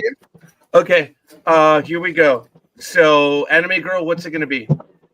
I'm going to risk it for a biscuit and take the Buccaneers. Oh, you got problems. All right, Anime Girl. You got problems, Gridiron Girl. Yeah, I'll also be taking the Buccaneers. Big Dog. Same thing. I'm taking the Buccaneers. Looks like Tampon Bay is Philly. So scorekeeper has no love for the Cardinals as well. So that's easy enough. Alrighty then. So Gridiron Girl, go. All right. So for the Redbirds, we have nobody. For the Buccaneers, we have everybody. We have Cafe, Color Maven, Sports Sister, the NorCal Girl, the Lukey's, Anime Girl, Gig, Big Dog, the Philly Special, and Scorekeeper. Yay, scorekeeper. The end. Yeah. It looks like your man's got problems up there. Okay, sorry about that. All right, you're done, right? Gridiron Girl? Yep. Yep. Yeah. Okay, Jaguars, Titans. Let's get to it. Sorry for the delays, folks. I had one immature little schizo kitty right now, and I'm not talking about that woman that I was married to. No, I'm talking about the little cat that I had in here. It was having problems. Jacksonville Jaguars, 7-4. What a shock against the Tennessee Titans. 1-10. This game's at 10 a.m. on CBS. It's in Nashville, Tennessee, at Nissan Stadium. It's going to be on CBS. I may have said that already. Sorry. Taking a look at the comparables. In points per game, Jaguars are 12th overall, and the Tennessee Titans are 30th. In yards per game, Jaguars are 16th, and the Tennessee Titans are last. In possession or time of possession, Jaguars are league third best. They're ball hogs. And Tennessee, they're 27. Beg your pardon, scorekeeper. They're ball hogs. Damn you, sir. What? They're ball hogs. That's what they do. They hog the ball. And in sacks, wow, the Jaguars are not very good. They're 25th. And Tennessee, wow, they're 13th. Go figure. In interceptions, Jaguars are a second best with 13. And Tennessee, at least they've done it 5 times for 25th overall. But when it comes to turnover differential, this is a good team at +4. The Jaguars putting them 9th overall. And Tennessee, -5. They're charitable. That puts them at 24th. Last time these two teams played, Jacksonville by 7 over Tennessee, 20-13. And in the last 5 games, Jaguars had a bye in week 8, but they're 3-1 in the last 4 and winners of 2 in a row. Tennessee had a bye week in week 10. That doesn't matter. They're 0-4 in the last 5 games. Are the Titans. The mighty, mighty losing Titans. Speedy, where the hell are you? He's probably still drowning in turkey. He's fixing his chair. Oh, that's funny. Yeah, or I don't know. Maybe the internet's down and you can't fast forward. All right. No, what it is he fast forwarded already, and he's in the future waiting for us to catch up to him. I figure that would be the case. -6 for the betting line for the Jaguars. Do we have a win probability? 69% for little spotty pussycats. Wow. Do we have an injury report? Please. We do. For the Jags, Walker is out. Hodges is physically unable. Dixon and Lane are both questionable. Bicardi is out. Rainsall, McLeod, Hunter, Cephas, Murray, injured reserve. And Idoga is out. That is it for the Jaggies. Now for the mighty Titans. Yes. Big Dog, say bye to Kathy. Hope she has a good day. She said bye. She said thank you for seeing her. Hope she has a good day. I am sorry, Anime Girl, for interrupting this familial moment. You do not have to apologize for that 1 inch. I will carry on now if you so desire, sir. I do desire. As such, right. We have now the mighty Titans injury list. Oh my God. Here we go. Cushenberry is out.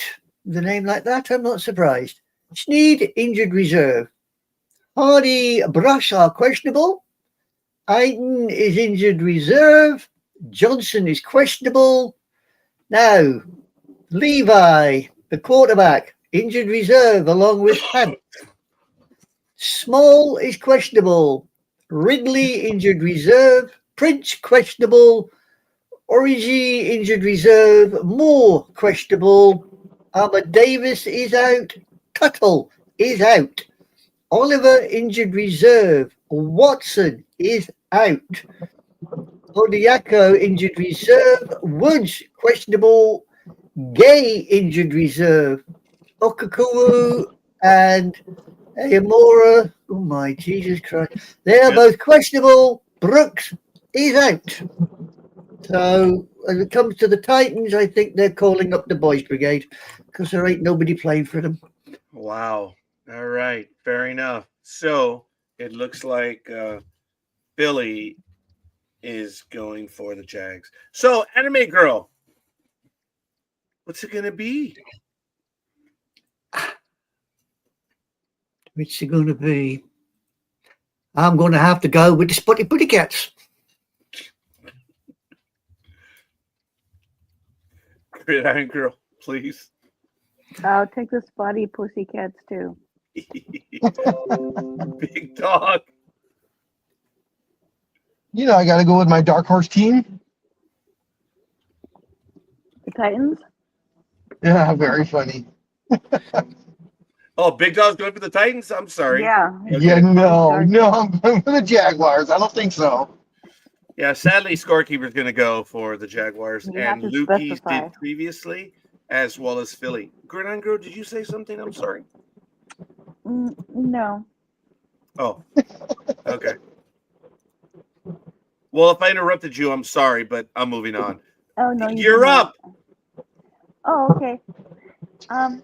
For the Jaguars, we have Cafe, Color Maven, Sports Sister, NorCal Girl, Lukey's, The Philly Special, Anime Girl, Gig, Big Dog, Scorekeeper. And for the Titans, we have nobody. That is all. That was so seductive that she said your name there, Scorekeeper.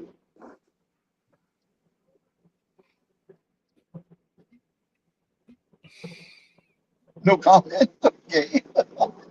I want to keep her dignity in place right now. Oh. So, Minnesota Vikings and Seahawks. I'm up next, right, Anime Girl? Or are Yeah. you up? Oh, I think I'm up, ain't I? Yeah, you Oh, I'm just done sorry. the Go last ahead. one. I apologize. Why don't you go ahead, Anime Girl? Because you are so awesome. About as hot as an ice cube. What What the else? hell? Right. Here we go. We have the wonderful Horny Ones at 4-7 taking on the Sea Hags at 8-3.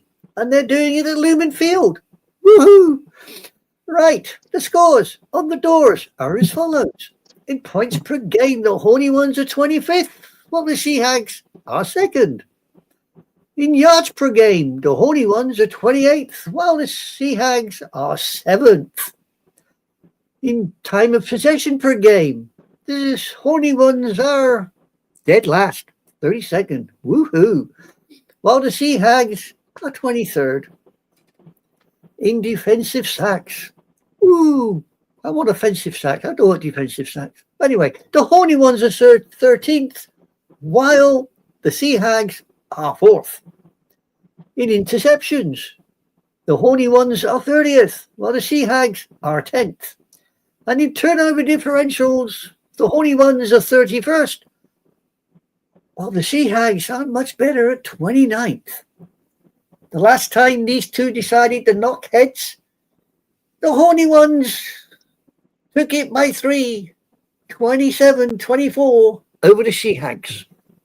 Wow.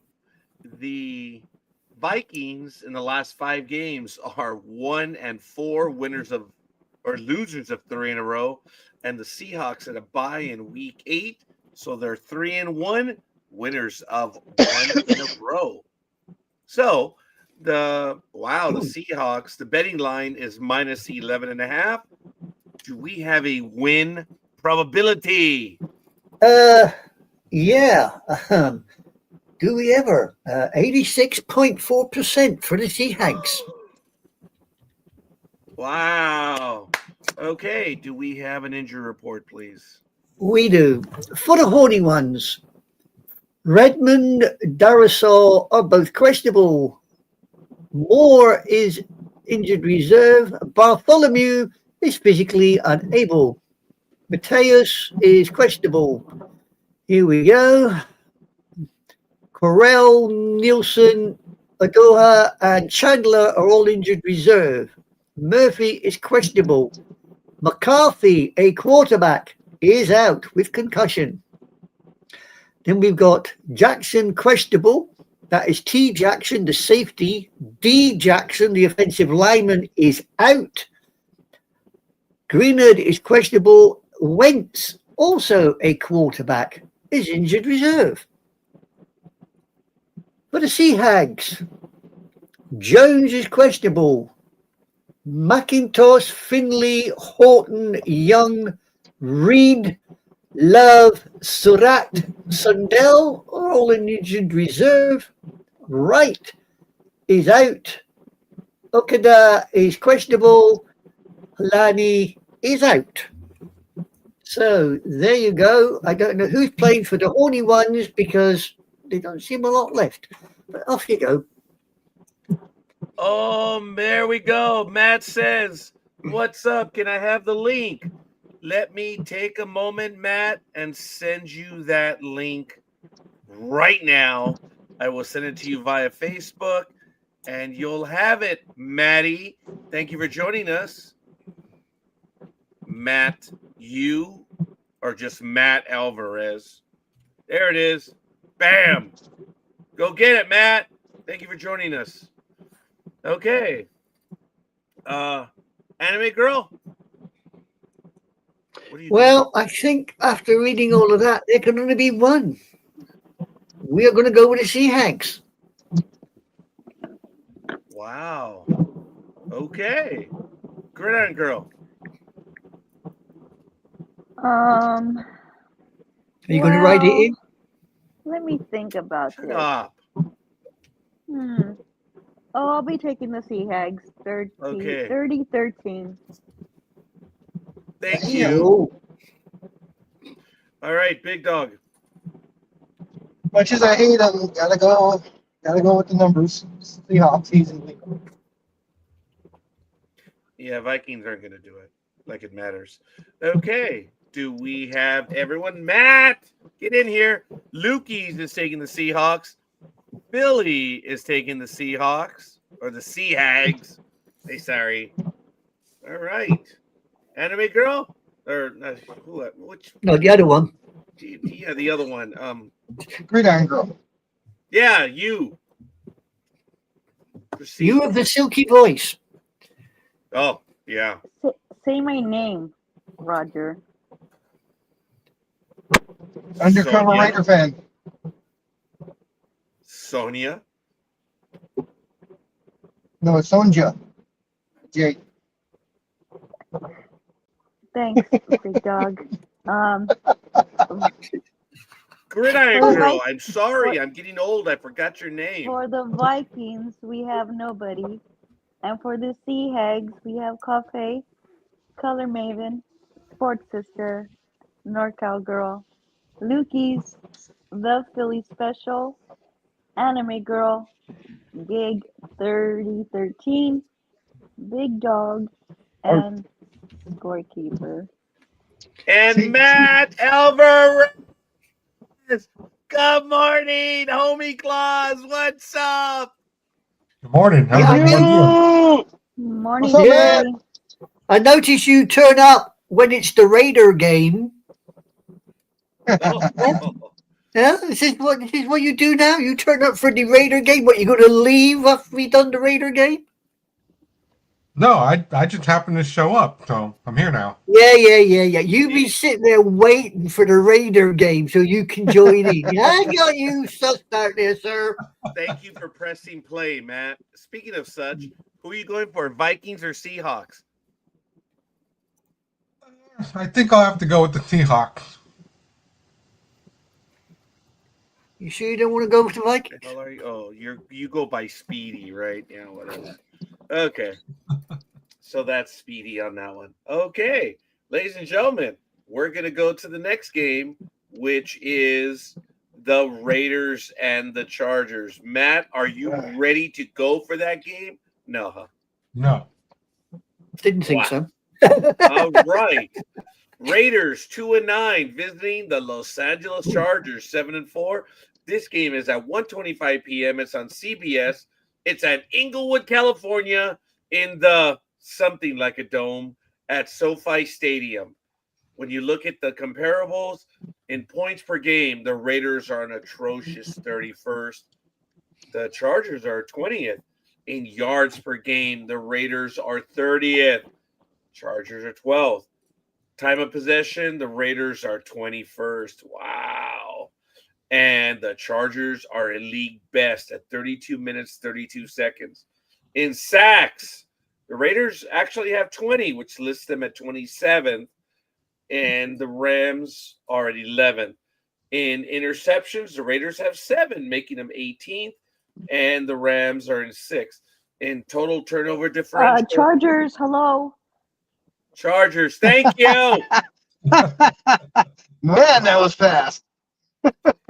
And the Raiders moly. are -3 in total turnover differential. And that team with the Bolt is -1, putting them at The 16. Chargers. Last time these two played, the Chargers 20-9 over the Raiders. In the last 5 games, the Raiders had a week 8 bye, losers of 4 in a row. The Chargers had a week bye last week. They lost the week before and they'd won 3. So they're 3-1 in their last 5. Looking at the numbers, the Chargers betting line are -9.5. Do we have a win probability? Yeah, the electric company has got 80% dead. Yep.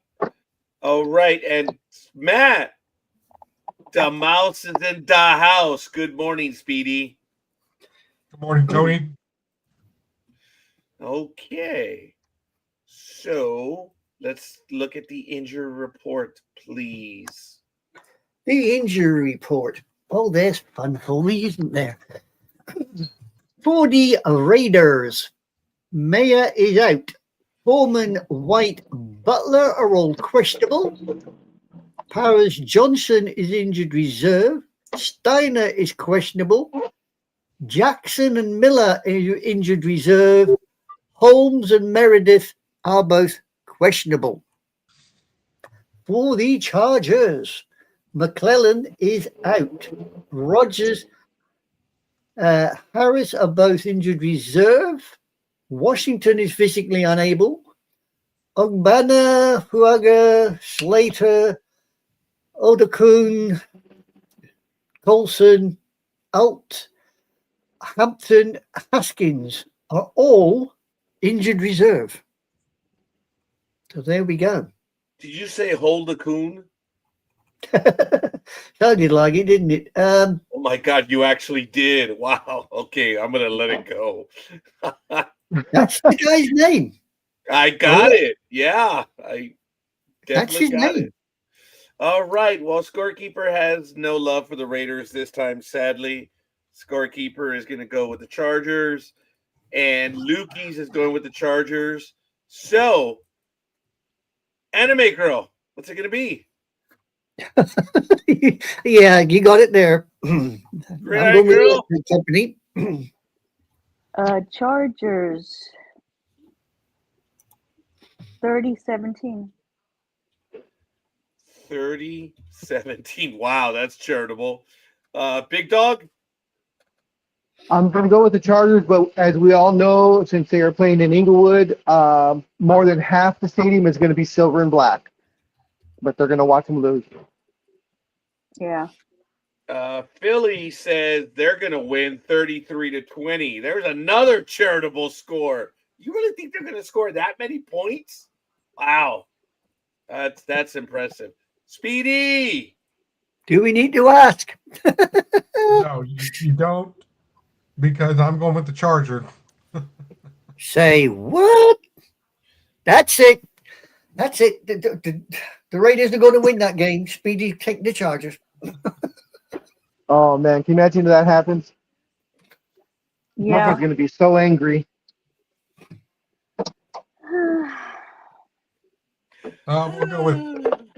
We'll go All with right, like that's you, Anime Girl. I'm sorry, Gridiron Girl. Whoever the hell you are. Excuse me. Oh, Oh, you are going to go spit slap so Again. hard in a minute because she's going to have a He's go at already you. bitch slapped me recently. I expect another. Go ahead, Gridiron Girl. all right. So for the Raiders, we have nobody, including myself. Sounds about right. And for the Chargers, we have Cafe, Color Maven, Sports Sister, NorCal Girl, Lukey's, Scorekeeper, Anime Girl, Gig 3017, Big Dog, The Philly Special 3320, and Speedy. That is all. Wow. Thank you. Okay. So, Speedy, are you ready to handle any one of these games? no. Nope. I'm not. Sorry. I'm already set up for the All right. Harry You're Cows up. versus the Steel Curtain. Bills, Steelers, go. Go. Go. Right. We have got the Harry Cows at 7-4, taking the Steel Curtain at 6-5, and they're playing at Acrisure Stadium. Woo-hoo-hoo. Scores on the doors are as follows. Harry Cows are 5th, while the Steel Curtain is 10th. In yards per game, Harry Cows are 3rd, while the Steel Curtain is 27th. In possession, time of possession, Harry Cows are 2nd, while the Steel Curtain is 30th. In sacks, Harry Cows are 16th. Look at that. Steel Curtain is 5th. In interceptions, the Hairy Cows are 18th, while the Steel Curtain is 9th. And in turnover differentials, The Hairy Cows are 17th, while the Steel Curtain is 4th. The last time these two got together, the Hairy Cows edged out the Steel Curtain 31-17. The Bills in the last 5 games are 3-2, losers of 1 in a row, and the Steelers in the last 5 games are 3-2, losers of 1 in a row. Wow, like it makes a difference. All right, so the Bills on the betting line are -3. Do we have a win probability? Yeah, it's one of these wonderful games where their cup runneth over at 61.8% For who? for the Hairy Cows. Wow, impressive. Do we have an injury report? We Please. Before she does that, just real quick, there was an injury update on Aaron Rodgers and his broken hand. Of course, no surgery is going to be needed.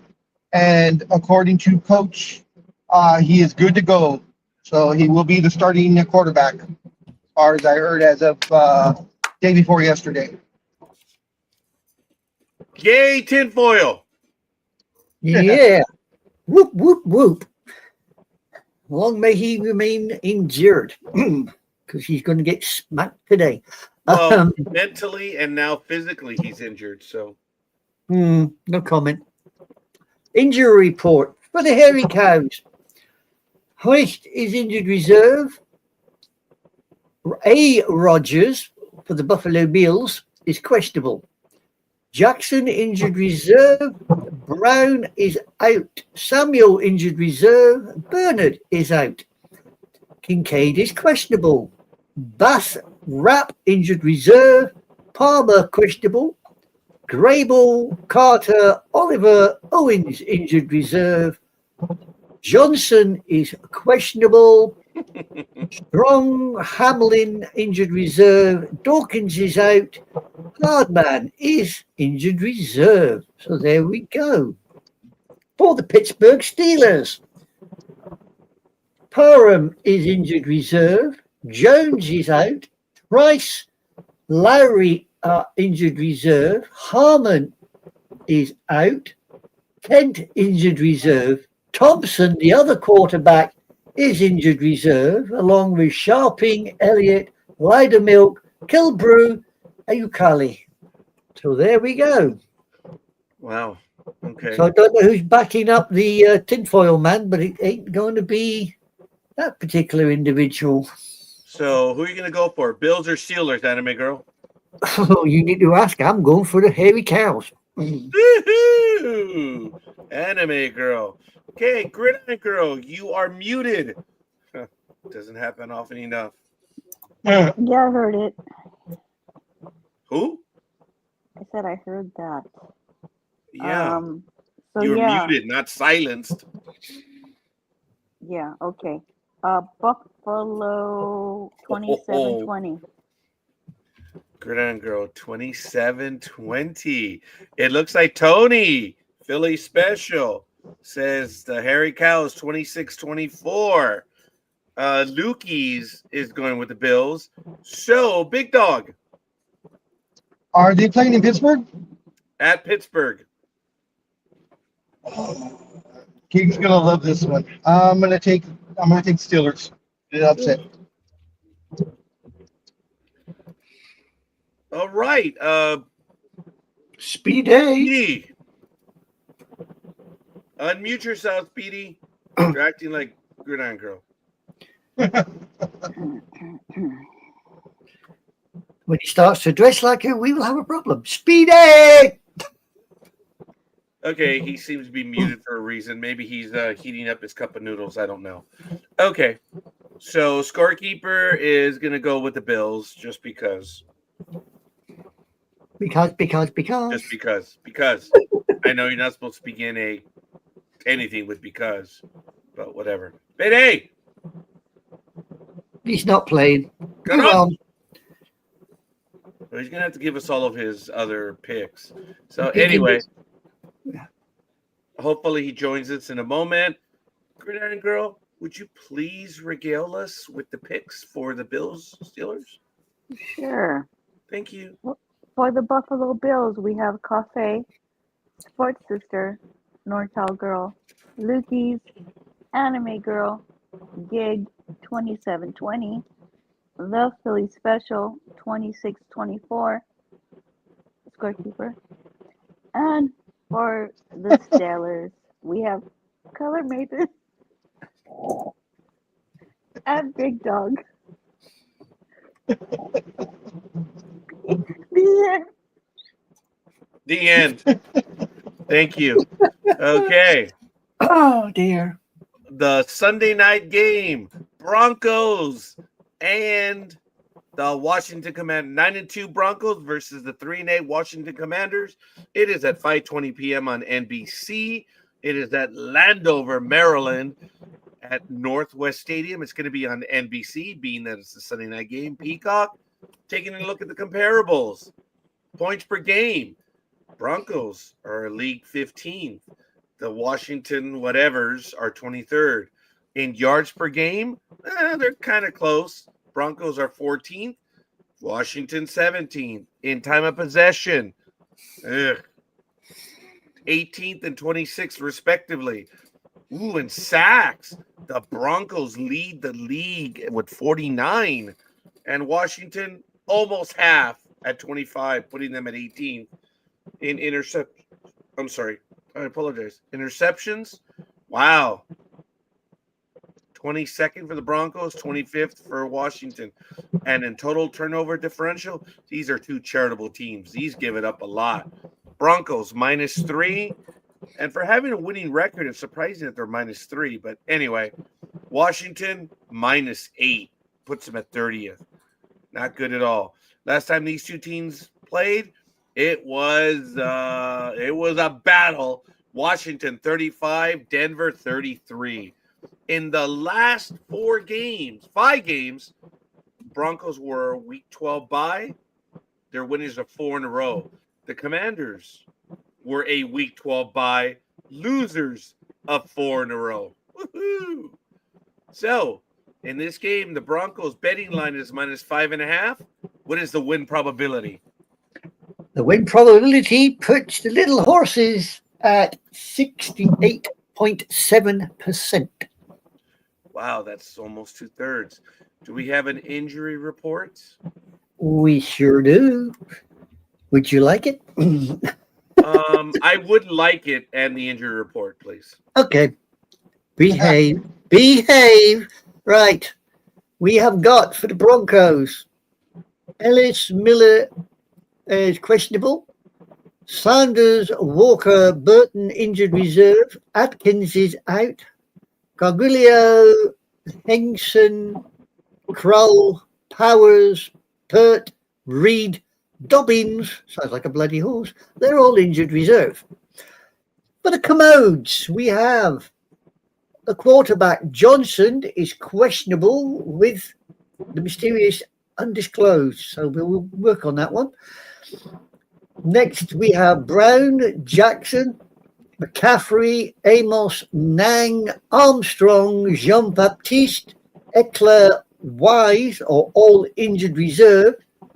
Daniels, another quarterback, is out with his elbow. Then we have Harris and Lattimore, both injured reserve, and Ott is questionable. There we go, ladies and gents. Wow. Okay, this one's easy. Lukey's is going with the Broncos. Scorekeeper says the Broncos are going to win. This one's probably going to be 18-13. It's going to be easy. All right. Anime Girl. I'm going to go with My Little Pony.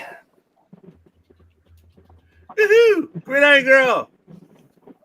Broncos, 30-14. Woohoo! Big Dog. I'll go with the Gilded Ones. Woohoo! Speedy. Still not playing. Why in the hell, Speedy? Told you he came for the Living Raider game and he He's went telling home. us he's going for the Commodes. Oh my God, he's going for the Commodes. Sorry, Speedy. I didn't see your comments in the chat room. Thank you, Philly. I just thought it was going to be 30 or 27 to whatever, 27-13. And alrighty then, Speedy. I need your pick for the last game, the Bills and Steelers, and all the others. So look them up. Oh, you said Bills. Oh, Speedy, I didn't see your comments. I'm sorry, I blew you off, buddy. Speedy's taking the Bills. All Yep. right, I feel good now. I really feel good. And we got Camels one and fleas, big dog. Camels and fleas. Okay, so Damn it! I just got rid of the last 1,000. Ooh, yeah. Okay, so Gridiron Girl, All right. would you please So regale us? for the Denver Broncos, we have Cafe, Color Maven, Sports Sister, NorCal Girl, Lukey's, Scorekeeper, 1813, Anime Girl, Gig 3014, Big Dog, The Philly Special 2718. I mean 13. 13! Sorry, I had to focus. And for the commodes, we have Speedy.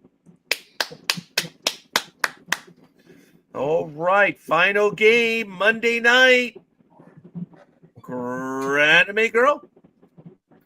Okay. We have. I beg your pardon? Whoever's tickling and He's gig. laughing as I butchered your name. I combined it with hers. When I was like, who the hell's that Anime Girl? Okay. That's why she laughed. Sorry. I thought whoever was tickling it, give it up. Right, here we go. We have the wonderful 2 and 10 little people from New York taking on the exact opposite 10 and 2 Patriots. They are playing at Gillette Stadium. The scores on the doors are as follows. Points per game, the little people are 22nd, while the Patriots are 7th. In yards per game, the little people are 11th, while the Patriots are 8th. Possessions per game, the little people are 10th, while the Patriots are 8th. In sacks, little people are 16th, while the Patriots, shock horror, are 18th. In interceptions, the little people are 25th, while the Patriots are 16th. And in turnover differentials, the little people are 27th, while the Patriots are 15th. In the last matchup, the little people edged out the Patriots 10-7.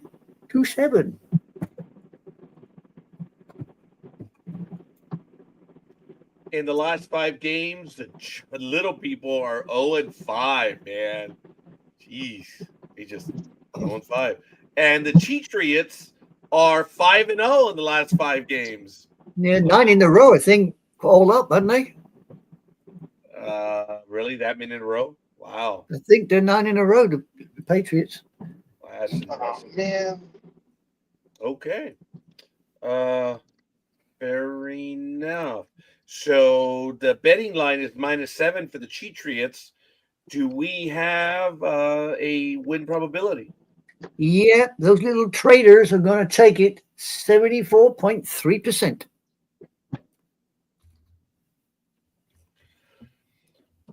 Do we have an injury report? We certainly do. We certainly do. For the little people, Lawrence is questionable. Neal and McFadden are injured reserve. Davidson is questionable. Neighbours is injured reserve. Williams is questionable. Johnson is physically unable. Ford Wheaton is injured reserve. Robinson questionable. Kebu and Feeden are injured reserve. Slayton is questionable. Izudu is injured reserve. Flanagan Fowles is questionable. Masu, Board, Gano, Green, Collins are all injured reserve. Abadu is questionable along with Trebedo. Now, for the traders, Roy and Campbell are injured reserve. Tavai is questionable. Lamp, Gibson, Dale, Durant, Larson, Prince, and Aiden are injured reserve. Landry is questionable. Wilson is doubtful. Williams is injured reserve. Tonga is questionable. Corbin, Harris are both out. Schuler is questionable. Austin is injured reserve. So there you go. I don't know who the hell's playing with these two, but that's the way the ball is falling. Okay. Anime girl, you have been deigned worthy for this one. And I have been dang worthy to pick the traitors. Anime girl. So Lukey's is taking the Patriots. Philly is taking the Cheatriots 30-23. Gridiron girl. I will be taking the Pats 30-20. Big dog. The Patriots should win this one. It depends. But if they won 9 in a row, man, they're ripe for the loss. So shit. I'll stay with the Patriots. All right. Spin day. I will also take the Patriots. Oh, that's it. We are going to switch now to the little people. Yep, now the Giants are going to win. Okay, so scorekeeper will follow Speedy's choice. And I believe that's going to be it. Woohoo! Gridiron girl. Okay. So for the Giants, we have Sports Sister. And for the Patriots, we have Cafe, Color Maven, NorCal Girl, Lukey's, Anime Girl, The Philly Special 30-23, Gig 30-20, Big Dog, Speedy, Scorekeeper. Bam! Ooh, there it is. Okay, so Speedy, what I'm going to do is I'm going to ask you to look at the screen, and I'm going to ask you to give up. I'm asking you and asking you and asking you. Would you please give me your picks for all the ones that you did not choose, starting with Sunday's games? And you could type them in the chat while we continue the program, please. So there you go. Rams, Panthers, 49ers, Browns, Texans, Colts. I need those 3 first. All right. So let's go ahead and continue. Big Dog, what's your ETA back to home base? I'm going right into the complex right now, so I should be back on seated in my chair in about less than 5 minutes. Woohoo! All right. So Tanya will be joining us in a few moments. Ooh. So I'm really looking forward to that. We're probably going to take a tiny little break while she shows us her wares. I've invited her because, you know, she's very creative, and I've asked her to join us to show us what she's working on this holiday season. And she just messaged me that she will be in shortly. I believe she's taking her dog out for a walk. So does that mean when she comes on, you're going to go hide again? No. Why would I go hide again? Well, you know, things being as things are. I don't. And we're going to ask Tanya how often she has been asked for her autograph. That would be kind of cool just to see. So, ooh, thank you, Speedy. I'm seeing several of the picks already. So we're updating them. And look, there they are. So the first ones for Speedy are in. Actually, Speedy, if you want to tell me on air right now while we have the time, then Saints, Dolphins.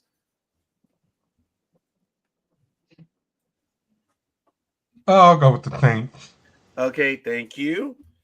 And then I should ask Gridiron Girl to do it again, but that's okay. Falcons, Jets. I think I will. Jets. I'll go with the Jets again. You the man. All right, kind of figured that one. All right, Cardinals, Buccaneers. Dude, are you really going to go with the Cardinals? No. No. Yeah, you're going to go with the Buccaneers, aren't you? Yeah. Did you? Yeah. Okay, sorry. Jaguars, Titans. You're going with the Titans, aren't you? No, he's going to go with the Jags. Yeah, I think I better go with the Jags. I I don't always want to thought you switch teams remember like the everybody Titans. else did on Thursday, right?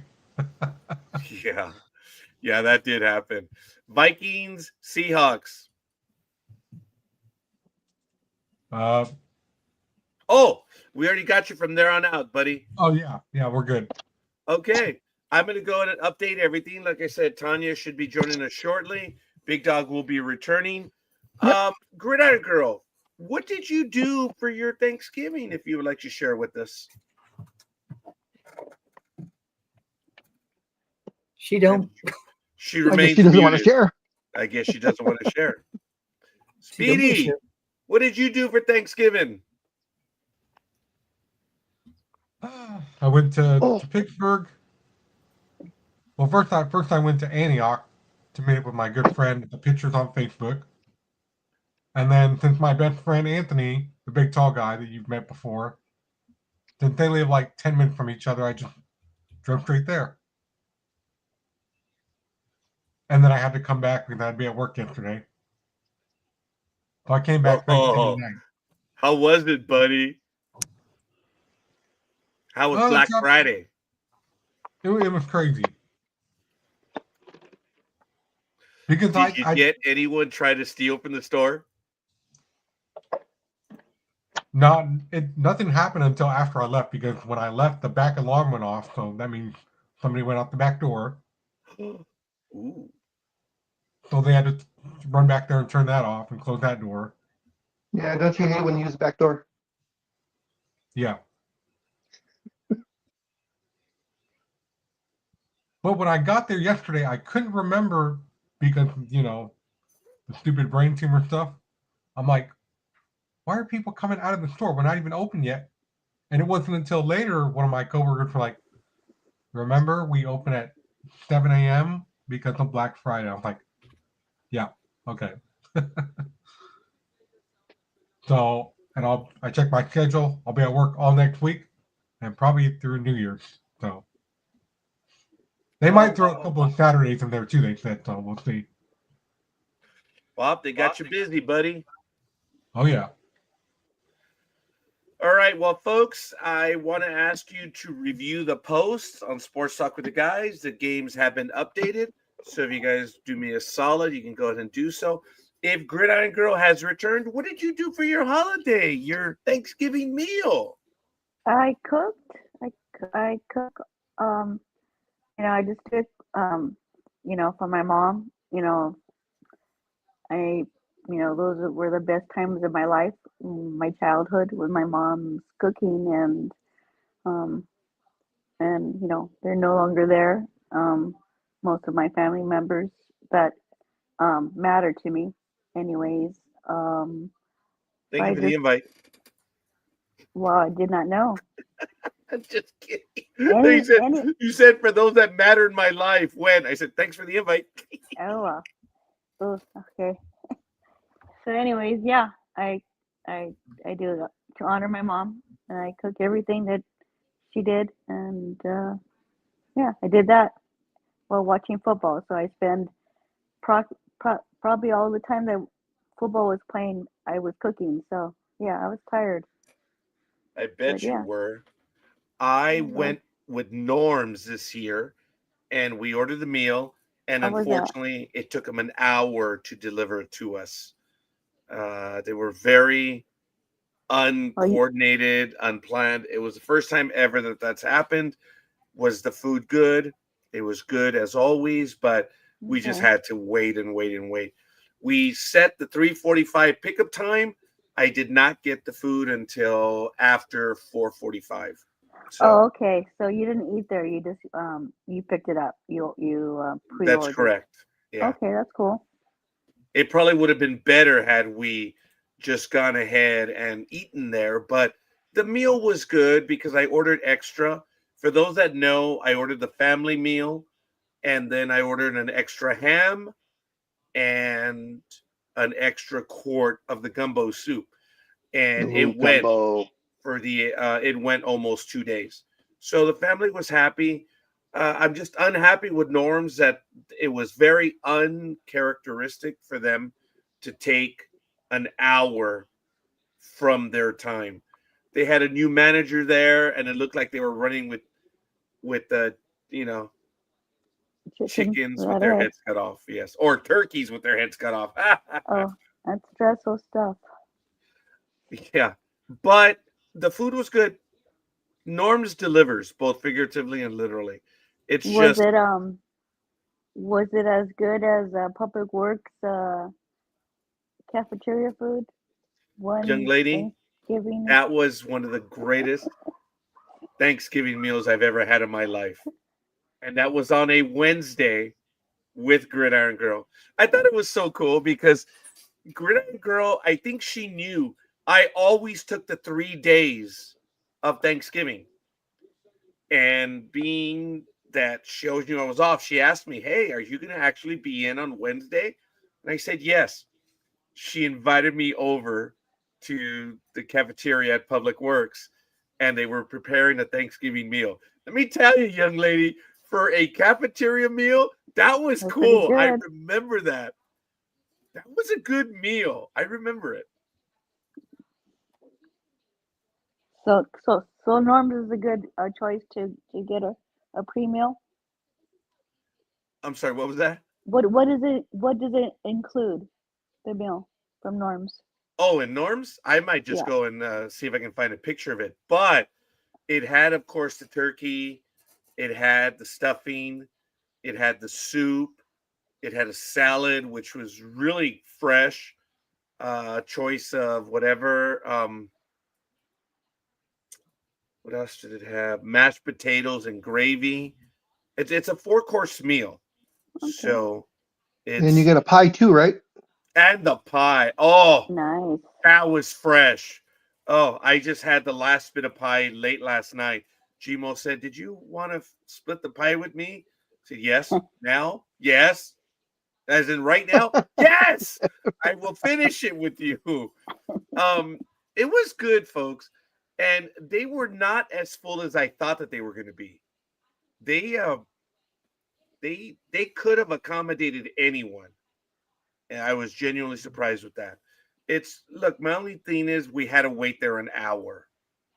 And I know it was a larger meal, but it was still good. But anyway, Speedy says I'm gonna ask friends tomorrow if they have any turkey left over. Big Dog, is there any Yes, turkey sir. left over? Yes, there is. Funny thing is, even though Melissa hosted it, my middle daughter, she's not a fan of turkey. So she gets very little turkey, but she loves the ham because we cooked the turkey. We made, like I said, the stuffing from scratch, mashed potatoes from scratch. Janelle made the mashed potatoes and the mac and cheese, super creamy. Melissa also made homemade cranberry sauce. She made a green bean casserole. Hmm. So yeah. So I took all the turkey home. Oh, that's funny. I'm How, gonna how tell. Gig? How big was your turkey? 'Cause I heard you said you Actually, cooked it.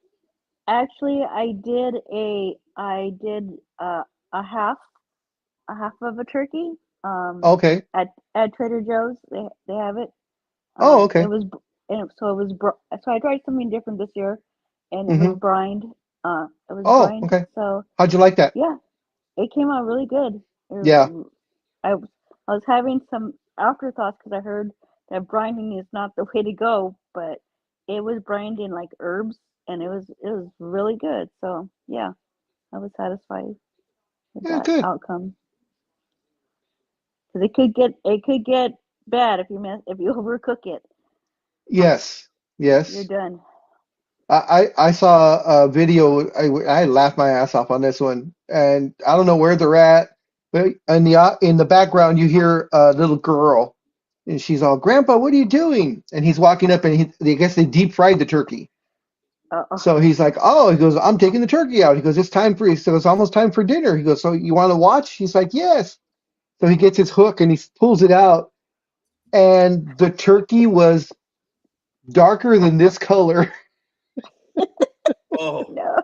and he was like, "Oh my God!" And then you hear like maybe the adult daughter or something going, "What are we gonna eat for dinner?" Because that turkey was burnt to hell. Oh, it sounds like my Guys, ham. yeah, sorry. That's what it looks like, guys. It really Okay. does. Oh, that's And nice. let me tell you, it was hot. It was ready to go, and it was nice. It's everything is when it's ready, it's packed up. They give it to you, What and kind of soup? it was The the gumbo. gumbo, Oh, wow. Nice. I love the and gumbo soup. they Yeah. gave us a quart of the gumbo, and we ordered an extra one along with the ham. So we picked up this special, the Yeah. feast 4, and then I added the gumbo and the ham. I gotta hand it to them. Oh, and if you walk into the restaurant, you can order that exact meal as well. So it's not bad. Like I said, I sat there for an hour. That's the only negative. They were trying hard. Would you like drinks? Would you like something? And I'm no. I want my It would have, food. it I would want to have get the been hell better out if of you were here. at a bar. What's up? It would have been better if you were at a bar. You could You can have a have drink. enjoyed a few cocktails while you waited. Yeah, but that was And not. Gig, we all know how scorekeeper loves to wait in line. Oh, yeah. So that 1 hour wait, I could just picture you scorekeeper at like 50 minutes, 55 minutes. You must have been going out of your mind. Well, when they first told us, oh, it's going to take 10 minutes, I said, which means 20. I immediately said that. You said And that, then, Raj? oh, yeah, out loud. I said, well, that means 20. And Whoa. it didn't take very much to look at the chickens with their heads cut off. And, look, like I said, they were hustling. It's just they were unorganized. They might have been shorthanded. I was biting my lip, but each time the girl came over to check, I was a little a-hole. But I apologized. I said, look, I'm sorry that I'm giving you attitude. It's not my intent. I just want the food. You guys promised 3:45. It's 4:30. And then at 4:45. And then they finally called my name. We got up, and the girl giving out the food had a big old smile on her face. Like they're like, oh shit, he's the guy. I went up. They gave us the food. We checked everything. I asked for a larger bag, those real big bags that they have.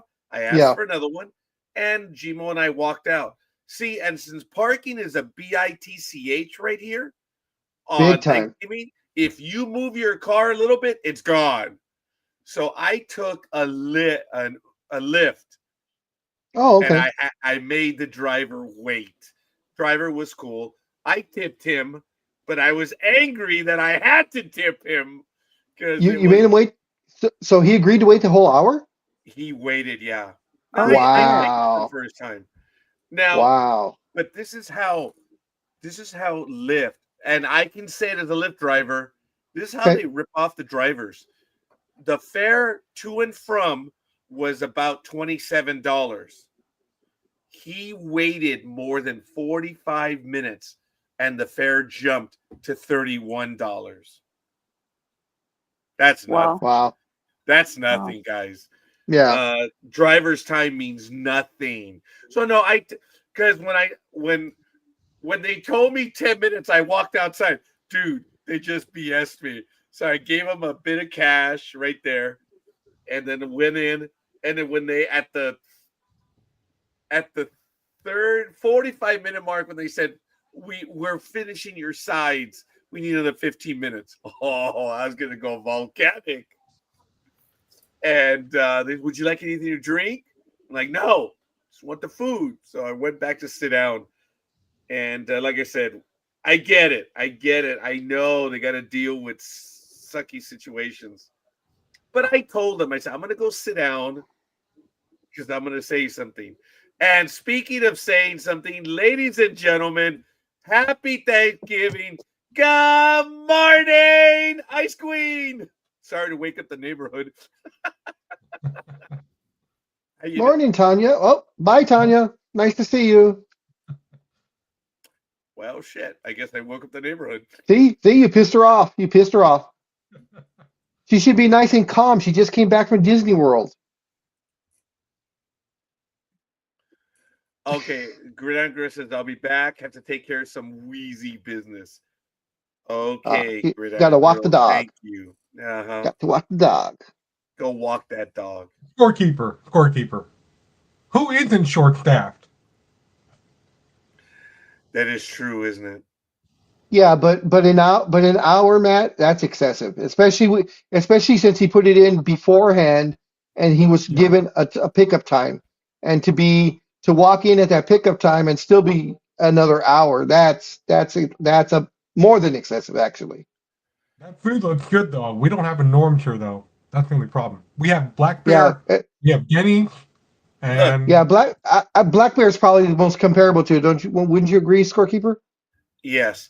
And look, I've got to tell you that I will go back to Norms again. Oh yeah, of course. I mean, it doesn't. I can complain. Okay, I have the the wherewithal to complain, but as I said, the food was hot. It was delicious. Okay, all hands battle stations. Good morning, Tanya. I apologize. I'll lower my voice now. It's perfectly Morning, fine. Tanya. I'm sorry. Good morning, everybody. But Happy no, it's Thanksgiving funny because week.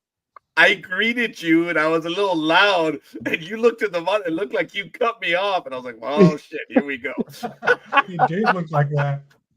It No, did it look was like that, Tanya. because I'm using my husband's phone and I couldn't hear you guys. So I'm like, wait, what the hell is going on? So I had to call my husband so that he could fix his damn phone, stupid And Android. we thank him for being a team player as always, but it didn't look like that, Tanya. It looked like I greeted you, and you're like, "Oh, screw that, I'm out." Look at Tanya. They're all and that's what I told Scorekeeper. I'm like, Scorekeeper, I go, you pissed her off. I go, she should be all zen right now because she just came back from Disney World, so she's all nice and calm. I go, and you're yelling. Well, I greeted you in a loud voice. That was it. Well, you're Hispanic. You're supposed to. If you don't, then that's a problem. Yeah, you're right. But all Then you kidding can't really aside, call yourself a Hispanic if you're not loud. and I thank you for that. All kidding aside, Ice Queen, thank you for joining us. I'm glad. I know you're busy. I know you're doing a lot of stuff. You're not even at home, I understand, and you're still taking the time to visit with us right now. Thank you.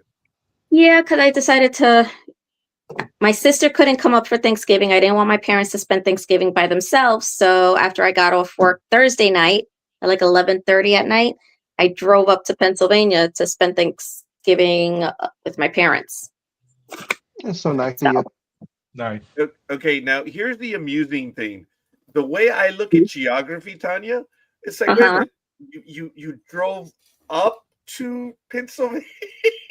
It's like, did it really? Did you drive? You went north? Don't give her a hard time. No, She's a New Yorker. She's a New Yorker. She'll let you have it. Oh, it has many times in the past. I wouldn't be me if I didn't. And it's most appreciated. Hey, Tanya, very quickly before we get into some of the stuff that you're going to show us right now, we had a situation where your outfielder was in the Dominican Republic and he was interrupted during the meal for an autograph or a picture, and he said no. And whether or not we talk about Soto, and I don't think we will because we're belaboring it, we were going to ask you, has anyone ever asked for your autograph or a picture?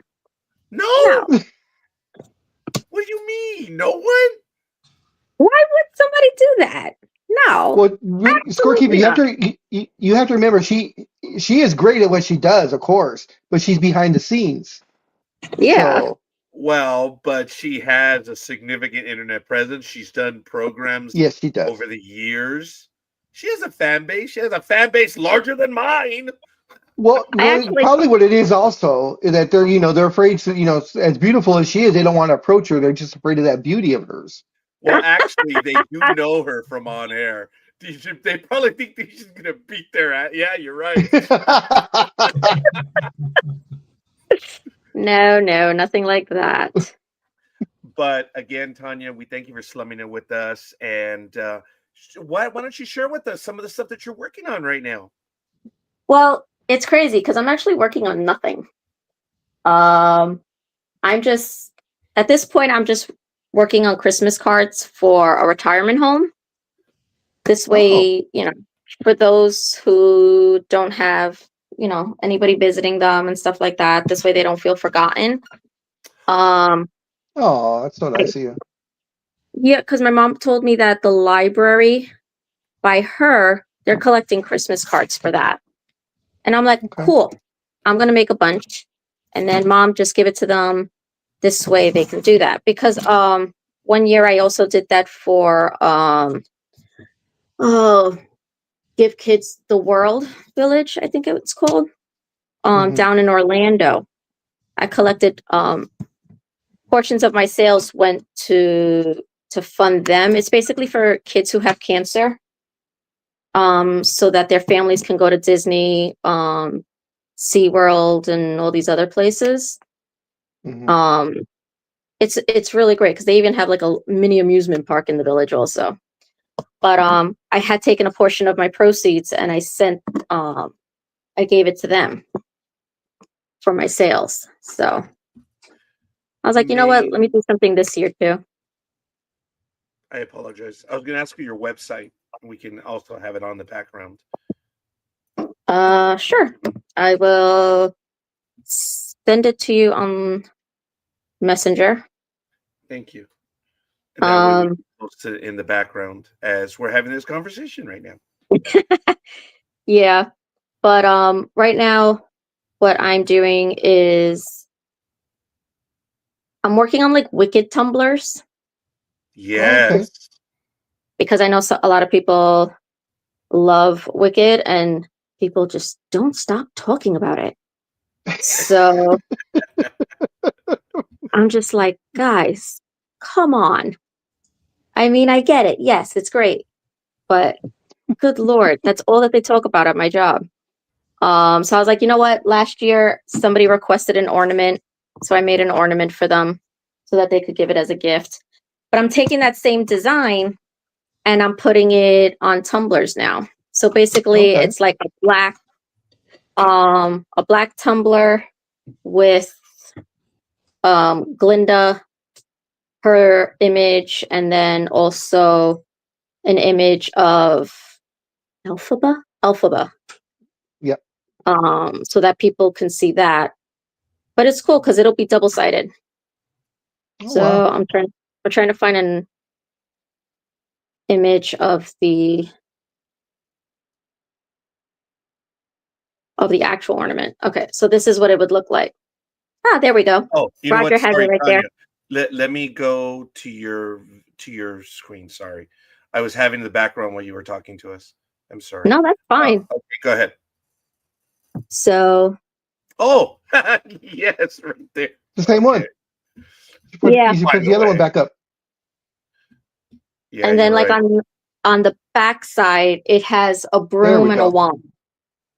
So like if you click on that image, if you click on it, and then there should be two images. So I'm putting that on tumblers if people want to order. I'm putting that for like $25. And then obviously any sale over 45 will be free shipping. You're still doing the cards again, right? I am, but I don't do many anymore because nobody really likes to give cards anymore. So I just do cards basically for myself. Which is fun. Don't get me wrong. I still love it.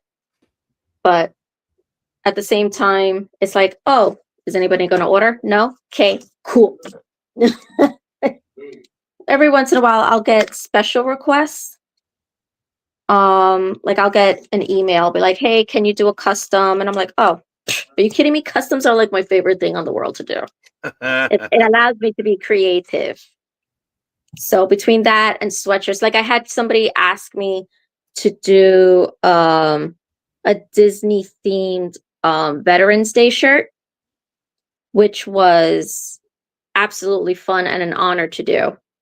So I was able to do that design, and it came out so good. So what I ended up doing was I went down to Disney World for our anniversary. I made a bunch of ornaments. So I did like snowflakes. I did holiday ornaments with like Mickey logo and gemstones and stuff like that on them. It was supposed to be just for cast members. And those are the coasters, which are like my favorite thing to make. Yeah, I have so many different designs for coasters. And then, so that's a sign that I made that people absolutely fell in love with. I can do it like with any dog or any pet. I can do like small sizes. For that one, I did a huge one for my friend for Christmas one year. But with the ornaments, I gave them to, sorry, the dog ran into my mother's craft room. He knows it's bath time, so he's running away from my husband. So I have the ornaments, and yeah, that's my husband's favorite shirt that I made. I like that shirt. Yeah. Between that, and then I also did a tumbler, which I didn't post on the website. I should have posted it on the website. I think I have it on my phone. I made a Mandalorian tumbler. But what broke my heart was I went to Disney World, and it just happened to fall on Veterans Day. And so I gave there was a veteran who sat right in front of us on the bus at Disney World. And when we got off the bus, I took an ornament out of my bag, and I went up to him and I said, "Sir, thank you for your service. I know it's not much, for all that you did for our country." And I gave him an ornament. And it broke my heart because he said, "Miss, that is so sweet. You are so special. Thank you so much. You're the first person to actually acknowledge me." Oh, wow. And that absolutely broke my heart, because I'm like, how dare we not acknowledge our veterans? So anytime I saw a veteran, I gave them an ornament. And they were so appreciative. He was so funny though, because he actually took the ornament and he put it on his hat and wore it. And I absolutely loved it. This was the shirt that I made. I'm going to go large on that screen. Give me a moment, Tanya. Okay. Oh, yeah. Wow. Oh, okay. My favorite veteran is my husband. That is so cool. Yeah, because my husband's cousin is a veteran, and so his wife was like, "Hey, can you make a shirt? Because we're going to be in the Veterans Day parade on Fifth Avenue." And I was like, "Sure." So I came up with that design for her. And then the tumbler, that was for my husband's birthday. Yeah. So this. Oh, let me go back to the screen on that one. And let me get the name out. Sorry. No, that's fine. Oh, wow. There we go. Oh, that's cool. Nice. So I did that for him, and he was super happy to have that. But it was funny because he had to wait 20 days before he could actually use it, because the vinyl needs time to actually permanently glue itself to the tumbler. Oh, okay. So basically, that's the type of tumblers that I'm using for the Wicked ones. And then I'm doing, like, if people want like Christmas party favors and stuff like that, I can do that. I threw a Christmas party one year where I did snow globes for everybody. So everybody went home with a snow globe. For my husband's birthday, I did Star Wars tumblers. So it's just like a bunch of different things that I make. And sometimes I'm like, oh, you know what? I don't know what the hell I'm doing. I'm just going to make stuff and see what happens. Tanya, sorry to interrupt. Is that one of the tumblers right there? Or, I mean, the snow globes? Or no? No, right? That's just one of the No. cards. Okay, fair Yeah. enough. Beautiful cards still. I do still do the cards. Every year I do something different with cards because I never know how people are gonna react with cards. Like I've made jewelry boxes. My niece loved the jewelry box that I made. This was a bag that I made for my brother-in-law. Oops, where'd it go? Oh, I just lost it. My poor dog. He's just, I don't know who I feel more sorry for, my husband or the dog. Also, these were like the ornaments that I made. Oh, those are cute. Yeah. Because, I made them mostly for cast members, but once I saw veterans, I was like, you know what, I'm going to give it to veterans too. So like I just made like different styles of them. And then, So of do you course, have those I'm very, ornaments? Sorry, Tanya. Do you have those ornaments on your website? I'm gonna have to post them on there because I wasn't gonna sell them because it was just something that I made just for fun. But I was like, you know what? Yeah, why not? I'll just post them, and it was cute. But it was just something super simple I made within like an hour. Because I was like, oh crap, I need stuff to do. To give to the cast members while I'm out there because all these people, they're out and nobody really gives them anything, and they're sacrificing like their time. So I'm like, you know what, just a way to acknowledge everything that they've done for us or that they're doing for us. I think I'm going to do that. Oh, so this is the snow globe that I made. Oh, wow. Yeah, Wow, that's nice. That's on your Instagram page, correct? Yeah, the Belle of NYC. Yeah. So I just like to be creative, I like to, because anytime I make something, I think of it as, oh, this is me being able to share a moment with people or to help people create a special moment in time with their families. And this is an Oswald hat. Let me go back to that one again. Okay. Yeah. So like I make caps also. So I had made that for my husband. God knows what he did with it. I have no idea. But I don't know. I don't get a lot of sales, which is fine, but I just create stuff. This was a custom order for a tumbler with a card. They had a cat that passed away and they wanted to share a moment with their spouse because the spouse is very close to the cat. I think it was his cat because I think they had like 3 cats.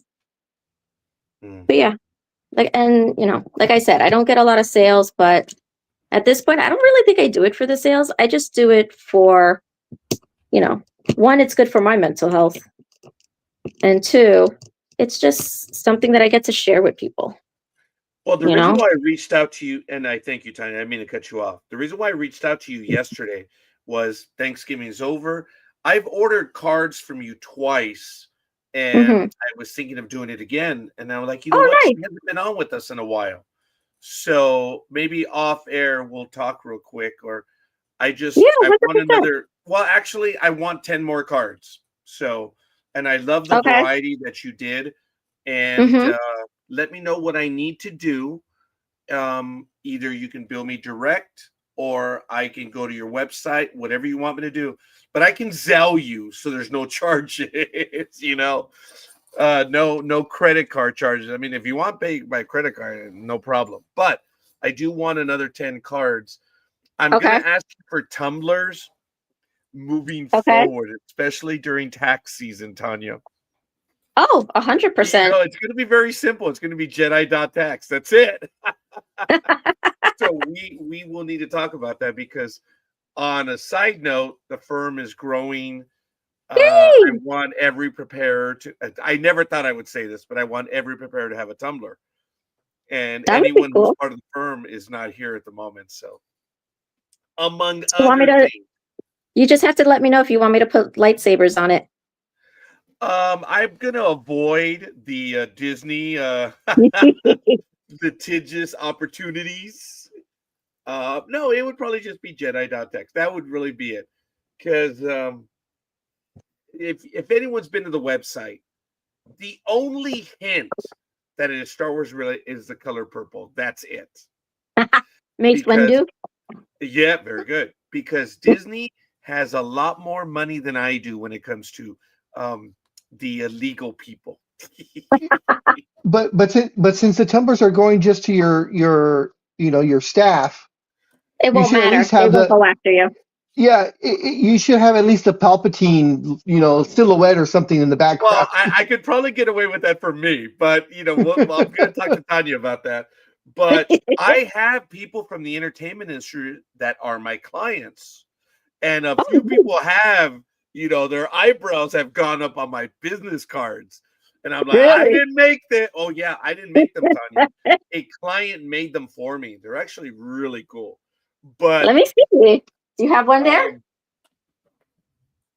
I will find it. Bear with me a moment, Okay. guys. Continue the conversation. Yeah. I just don't have one, and of all things. I'm And looking at my mom's craft room, and I have no idea where she puts anything in here. okay, And I'm trying to find all the stuff so that I can finish making these cards, but I'm like, I don't know where she puts her stuff. the cards are black, Tanya, and I have them right here. On the back, of course, it says Jedi.tax, but on the back side, you can look very carefully. Oh There's my some god. imagery there. Yes. And I then, of love course, that. I have my, on the front side. I didn't order these. They were given to me by a client. But that's So, awesome. But you know what? Honestly, Disney doesn't really like unless you're giving them like you're selling them, Disney doesn't care. yeah, Tanya, I've noticed that because there's this guy in Oceanside, not far Uh-huh. from here, that he is the Jedi tax master or something like that. And he's dressed as a Jedi. And that's it. You're right, Tanya, but I'm not going to. I know my luck. I'm not going to risk it. Yeah, no, I've noticed that Disney really doesn't they don't even go after people who do sales with Disney logos and stuff like that. Because they're like, we're still gonna make our money. What do we care? Which thank you, Disney. But things like the Mickey head logo, that's copyrighted. So I have to be very careful. But I don't create the images. Anything that people order from me and they want like a specific image, I buy the license for it. Right. With the We talked about that 2 years Yeah. ago. yeah. And you had mentioned that you could not do certain things because you didn't have the license. Right. So on Etsy, there are people who do the graphics, and they're like, okay, anybody who's downloading this, you're only allowed to make 25 things with this image. Oh, wow. And I'm like, okay, cool. 25. How many have I sold? 1. Cool. I'm good. So yeah, I don't really worry about lawsuits or things like that because I'm like, look, I bought it from this person. So if you're suing me, that's the person who made it. So Well, sorry, not sorry. I will throw you under the bus first. But like you said, you purchased a license for the ones that you needed to. Yeah. So you're not worried about that. That's pretty much how it goes when you're creating these things. Yeah. You see, I just noticed that you do the 10-10 wins on a bag and the cup. Do you? I had so many coworkers ordering those. I bet. Now, do you do like the polos? Could you do the polos, Tanya? Yes, I can do polos. I can. Oh my God! Okay, jacket. I'm gonna get the polos from you. I'm gonna do that. Because there's a uniform that we're gonna have. They're gonna be polos, of course, and it's just gonna have the company name on. That's it. Okay. I'm not gonna do that. Oh my God, Tanya, if you do that, that's bitching. It's I can it's not totally do even that. anything. It's very simple. But I anyway, will tell you that the easiest, well, the most affordable way to do these things, especially when it comes to clothing, is you order the shirts and have them sent directly to me. yeah, Because one for sizes, and two, this way you know what right, material you want. yeah, Because like the stores that I go to when I buy the materials, they don't sell polos, but they do sell like t-shirts, sweatshirts, hoodies, and all that other stuff. So yeah, that 10/10 wins one. Oof, I sold so many. So many. I couldn't believe it. that's cool. Yeah, Because my job used to give these things away. Like they used to give them to employees, but now they don't do that anymore. So once I started making, people were like, "Oh my God, can you make one for me? Can you make one for me?" And I'm like, "Fine, $15, $10, this, whatever it is that they want me to do it on." Yeah. yeah. So We have plans in 2026 to take the Oh, I apologize. I think I said something I wasn't supposed to right now. Oops. Okay, I'm going to continue. We're going to be taking NDB Media on the road again. Okay, yeah, big deal. And I want to have the NDB Media ones too. So mhm. we're going to be busy, Todd. That's another reason why I reached out to you, because I'm like, okay, next year's coming. We got some stuff on the right. But really, I thought about it. I said, we're doing Thanksgiving. Where the hell is Tanya? Living her life. So I immediately sent her a text. I said, hey, hope you're well. I know it's been a little bit. Can you join us? Tanya, I don't think even skipped a beat. Immediately said, I think I can make it. That was so cool. Yeah, because I was like, I'm at my parents'. I really don't have anything with me. Yeah. So I was like, yeah, but you know what? I'll just come on. We can chat, have some giggles. As always. And then talking sports, that's the other part. But at least on this, folks, here it is again. Amador Card Designs. Her creativity. I mean, come on, cut it out, guys. She really does a lot of stuff. And if you contact her, chances are she'll probably be able to do it anyway. So it's got a lot of nice scenes. That's the website down there at the bottom. And it's good. But Thank you. going back, no one has ever recognized you. No one. I know you said no one's ever asked you for an autograph. Nothing like that.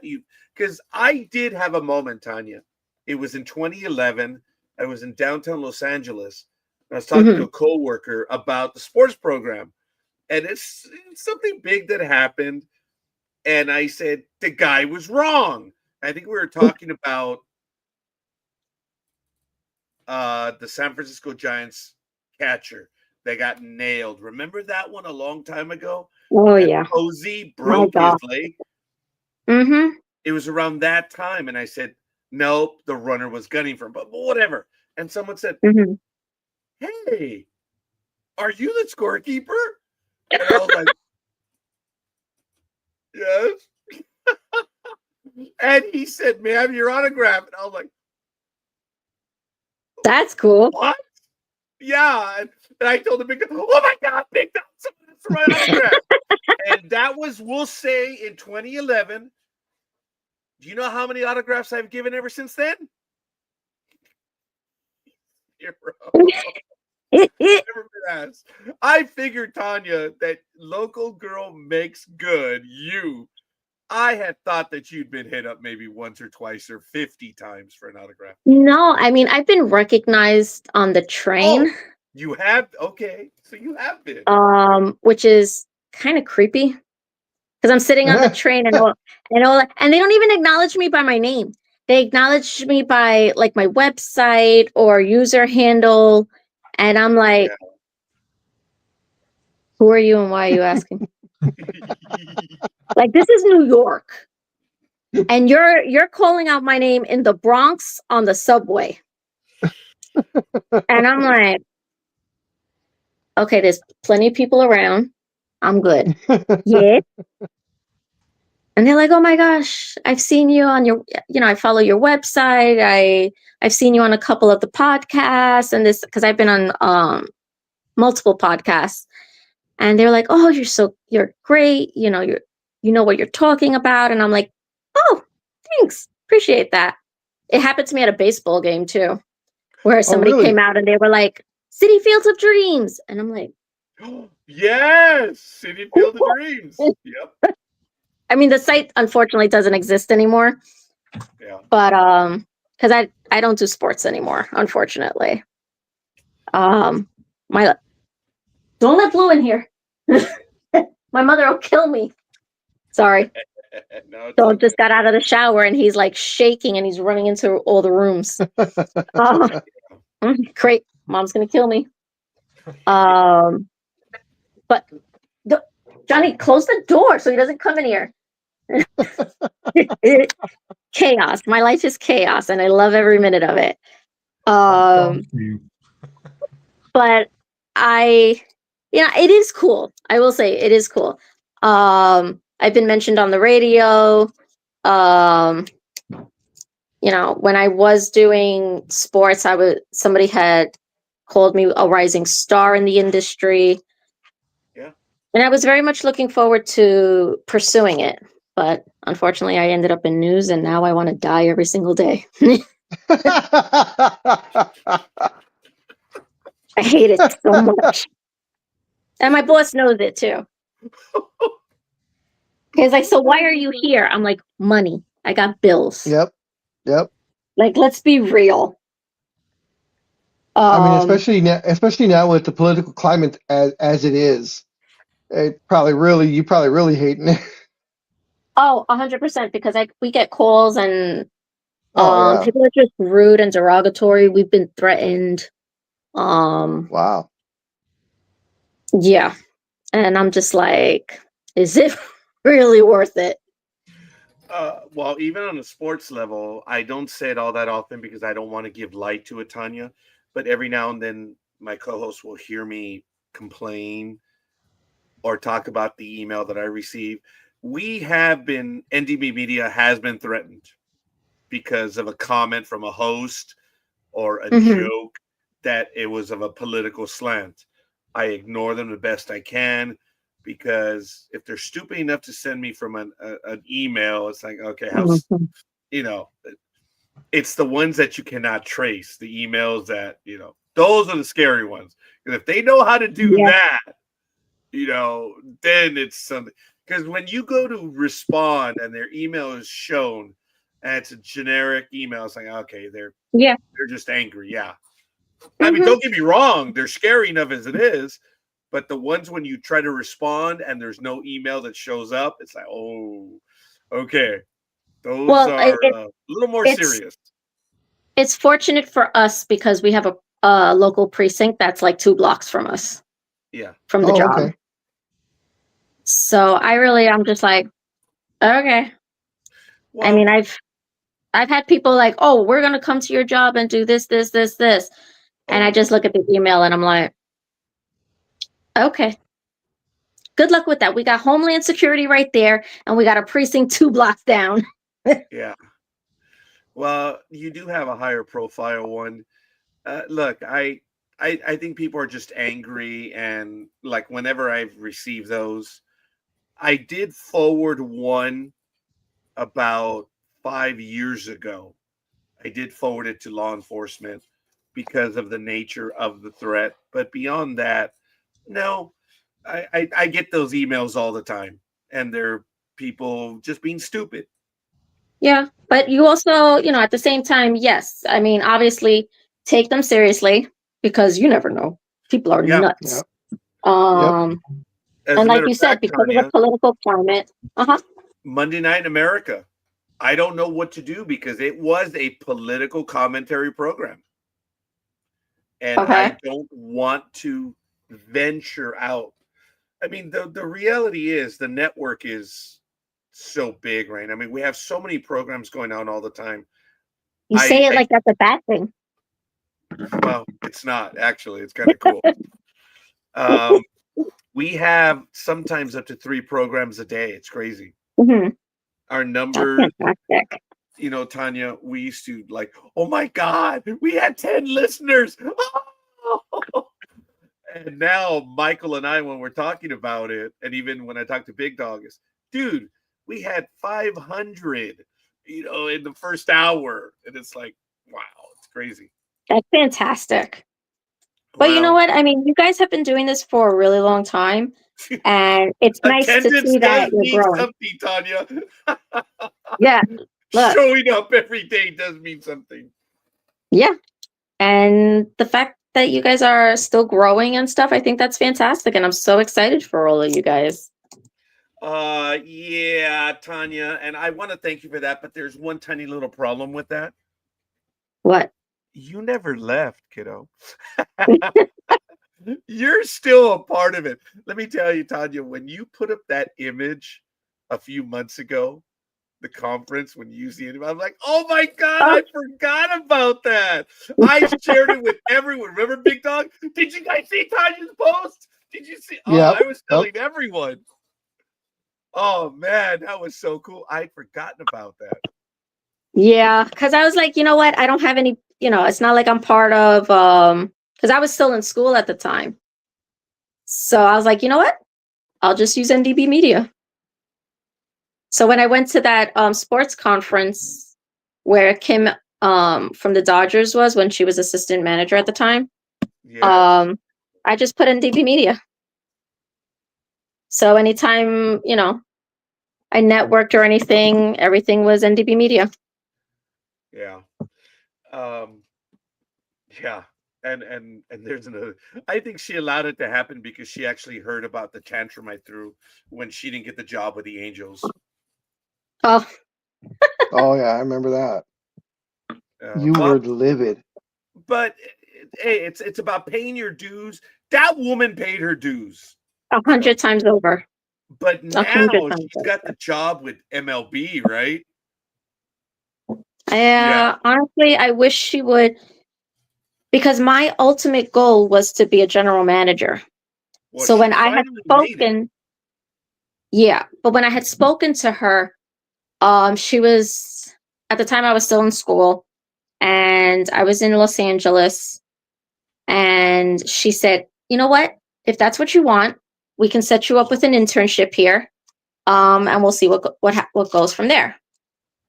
And I was like, did I just get an offer? Yeah. And I was so excited about the prospect of it, but unfortunately nothing came of it because, one, I didn't have a driver's license at the time. And two, to trek all the way out there by myself, I was like, I'm bold, but I don't know if I'm that bold. So Yeah. I was like, you know what? Yes and no, but we'll see. So while I was talking to you, Yeah. I just made this card. You know what? Oh, nice. Yeah. Well, I know I want 10 cards, and we'll talk about that off air. Like I say, you'll just bill me or however. And then moving forward in January and February, we're going to talk about the Jedi.tax items that I'm going to need. And yeah, I've crossed 500 clients, Tanya. That's I amazing. may hit 650 this year. That would be incredible. It took me long enough. So Listen, hey, you that's preaching why I to the got rid choir. of that's why I got rid of my regular job. It's time No, to that's go. great. Well, plus Yeah. this, I mean, did you really enjoy it? My regular job? Yeah. Yeah. I was Actually, I think he healthy. did. I think he did. Yeah, Oh, I he did. did. But look, the reality is, folks, as I've said on this program, I got tired of the commute. By not driving to work, I got an instant raise. Yeah. It's amazing Yeah. how much you save when you don't have to commute. I'm sorry, what was that, Tanya? It's amazing how much money you save when you don't have to commute. Oh my God, yes. I Number one. spend on average $800 a month just on commuting. Yeah. Yeah. Yeah. It's something commensurate for me too, because you consider the gas, the car, the repairs, just the regular maintenance. the insurance, Yeah. everything, because my insurance has gone down precipitously because I don't drive as much. hmm And it's just much better for me. I mean, I'm back to paying $350 for full coverage for 6 months. It's like I hadn't done that in a while. So, like, one of my cars is $350, and I hmm paid that one September through March.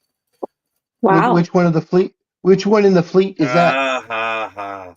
That's the Maxima. Because it's Oh, not a regular commute vehicle. It's a what do they call oh it? yeah, I know what you're talking about. I can't think of the word either. I know what you're talking about though. Yeah. Yeah. And since Tanya's here, here's an oldie but a goodie. Since you were talking about how much you enjoy your job, uh, Tanya, he really started enjoying his job when he got a raise and he didn't have to draw circles anymore. Thank you, Raj. Oh my God, that pissed him off so much when I would tell him that early on. I say nothing. I'll let you handle that. Yeah. But I mean, Lady Raj. my ultimate goal is, and my boss is very much aware of this, is to make my little business Mhm. the only job. Because Okay. one, I hate working in news. And as much as I like sports, I don't follow it like I used to anymore. So to get back into it would be a little difficult. Mhm. Although I mean, working where I work, I have WFAN. That I can always be like, hey, I'm bored. You got anything? But yeah, I'd rather, because the ultimate goal is to move to Florida. Oh, you do want to go? Yes. In the Orlando area?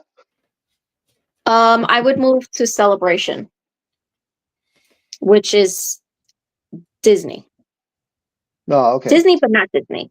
Is that the housing community by Disney? It's not really like a housing community. Disney is actually building their own themed community, but who the hell can afford it? Not me. Oh. Oh, I do remember reading about that. Yeah, yeah. So I was like, you know what? I was talking to my husband one year, and even he was like, no, it's so hot. It's far from our families. And I was like, okay, you know what? He has a point. But at the same time, I'm like, I don't want to be in New York forever. I hate New York. Yeah, I hate the that. politics of New York. And everybody's like, well, aren't you worried about the politics out there? Not at all. Not at all. I don't care about politics. Yeah. I mind my own neck, and that's it. If you mind your own business, whatever. People could say whatever they want to say. I don't care. As There long you as you're go. not doing anything to me, attacking me or whatever, I don't care. You believe what you believe. I believe what I believe. Leave me alone. I don't attack you. I don't criticize you. Déjame tranquila. A mí no importa. Yeah, I hear you. So are you coming out to Disneyland once they build the supposed third park that they've been If they talking ever get about? around, if they ever get around to building it. I Well, actually was. Yeah. actually, I have a little bit of dirt for you guys. Okay. They're gonna fill out California Adventure, where they have all the maintenance stuff to the southwest of the park, meaning they're not going to have any maintenance on the grounds. So they've already put the permission to get rid of the hidden Mickey on Disney Way. So they don't know if it's going to be a tunnel or if it's going to be a bridge over to the west side of Disney Way, where that massive parking lot is, where that's where they're going to have Avatar Land. And Okay. so that's not a new park. That's Okay. an expansion to Disney California Adventure. So Okay. the third park, they don't have enough land for it yet. Oh, I believe it. I believe Now, it. could they claim eminent domain? Disney, no. Well, I mean to expand, like the way they did with Dodger Stadium. Okay. No, it's a private organization. Okay. So, no, laws have changed. Ever since what Dodger Stadium did, yes, I know. Yeah. So, Well, are the Mets going to get Framber? What's the pitcher's name? Valdez Framber. Are they going to pick him up, Tanya? I don't know what the hell the Mets are doing right now. They got rid of Nimmo. Not that I was a big Nimmo fan. I mean, fine, yeah, he came up in the organization, whatever. Like so many people are like, oh my God, he's gone. Why? And I'm like, shut up. They're players, they're people. But I honestly I'm looking at what it is that they are doing, and I'm like, what the hell is going on? Because of what happened during the season, I don't think that they're going to really be paying guys this year. I don't think that they're going to do like a big splash trade. I do know that there are talks about them not keeping the core anymore. So okay. That's going to be interesting to see during the off season. I do think I had no problem with them getting rid of Nimmo. However, they brought in another second baseman, and I'm like, guys, how many freaking second basemen do we need? Like, stop it. You guys need to invest in the outfield. You guys need to invest in pitching. You guys need to invest in bats. There are holes. I think that they screwed up last off season because they had the core. They had who they needed. Were there areas that needed to be filled out? 100%, but they didn't. They were stupid in getting Juan Soto. I don't care what people say. There's no human being worth that amount of money. That investment could have gone to the bullpen. That investment could have gone into paying Alonso and keeping Alonso. That's what I would have preferred to see. Instead, you got somebody who won't even sign autographs for people. Like, I get it. Like, I get that some of these guys, they're not allowed to because, like, say they're with Steiner Memorabilia, they're not allowed to actually, they're not allowed to sign autographs. Like, I think not Jeter, Alex Rodriguez was among them. Yeah, they had that because of their endorsement deals, right? Right. So I don't know if that's the case with Juan Soto, but I don't, if it was an adult, fine, whatever. You can tell an adult no. But if it's a kid and you tell a kid no, you're a jackass. I don't give a crap about your. Yeah. Mm-hmm. We had that conversation at the start of the program because the person that asked was Odalis Perez's ex-wife's daughter. Asked for a photo while he was having a meal in the Dominican Republic. Oh, you're asking for a photo while somebody's actually having a meal? No. Bye, Felicia. There you go. That's what we said. I knew Tanya was going to, when she knew the entire thing. Yeah. My thing was maybe you go up to him and you ask him and say, after you're done, can I have a picture? Or you catch him before he even orders. No. But while he's eating, then you don't. No, you don't. I wouldn't even do that. Eating. When you see them get up and they're heading out, maybe approach them, but approach them outside. Yep. Don't do it while they're eating, while they're having dinner. If they're especially if they're with their family. Do you know how often these guys actually spend time with their family because they're all over the country playing baseball and what have you? Let them have their family time and then approach them after the fact. See, and that's what I was saying. That's what I was telling Scorekeeper earlier. Her being the ex-wife of a former major league, baseball player, she knows how precious that time is when you're eating with your family. And she goes and complains, and she does the same thing and then complains when he says no, even though she knows exactly how that feels to be interrupted in a meal. Hey, Speedy, dude, you got to join in this conversation. I know you're just sitting there. I'm just waiting to jump. I always wait to jump in Dude, But- you got to jump in. But Tanya, You know that. I want to remind you of one thing. Remember when Jose Reyes left the Mets? This is 15 years now. Remember, what did I tell you, Tanya? I have said, no you're idea. not going to miss him. No, Was I right? no, this is the thing. This is the I thing didn't miss. about I don't him. miss them at all. Yeah. Go ahead, I was like, Speedy. why do I need Years you? ago, I was at a mall in Newark, California, when they still had hometown buffet, and I saw some of the BTW wrestlers.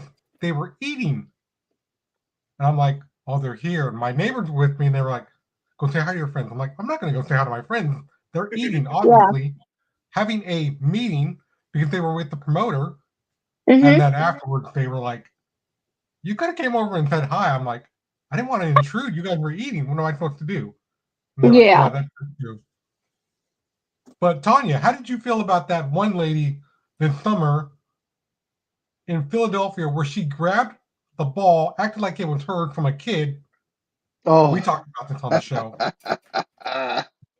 And Philly fans even booed her out of the building. MLB was like, "You're gone." You really want my opinion on that?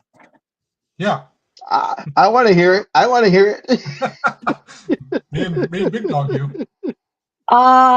She 100% should have been banned for life from every ballpark. You don't come with this crap where you're taking a ball away from a child. Are you some type of Exactly. lunatic? Like, what the hell is wrong with you? Honestly, she should have been thrown in jail.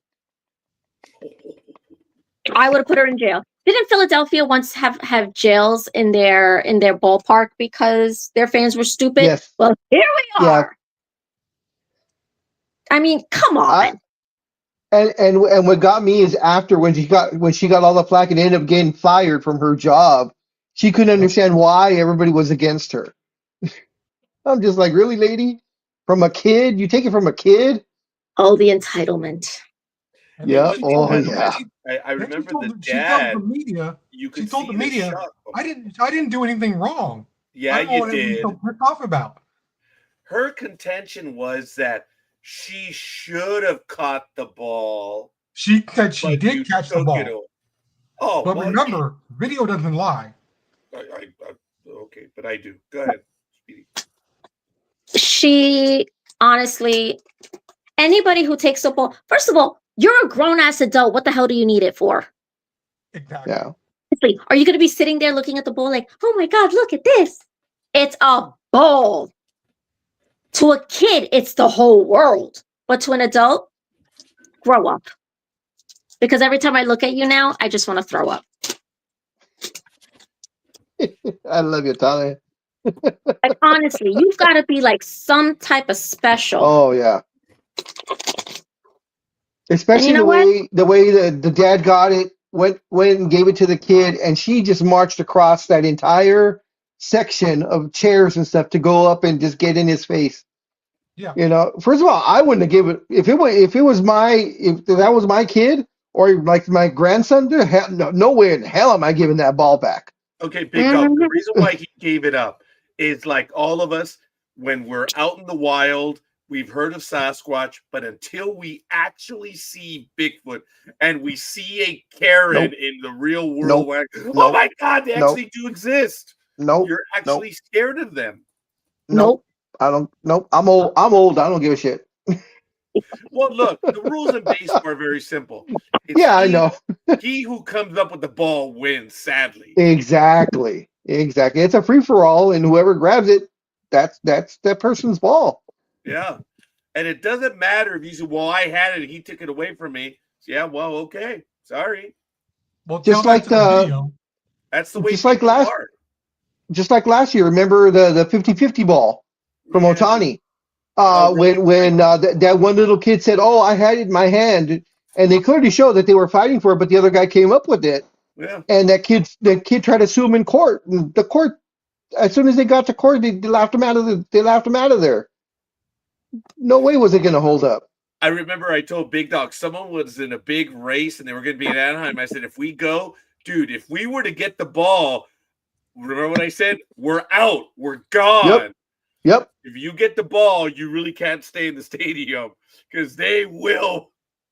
If you hold on to it, they'll take it from you. Yeah. You gotta go.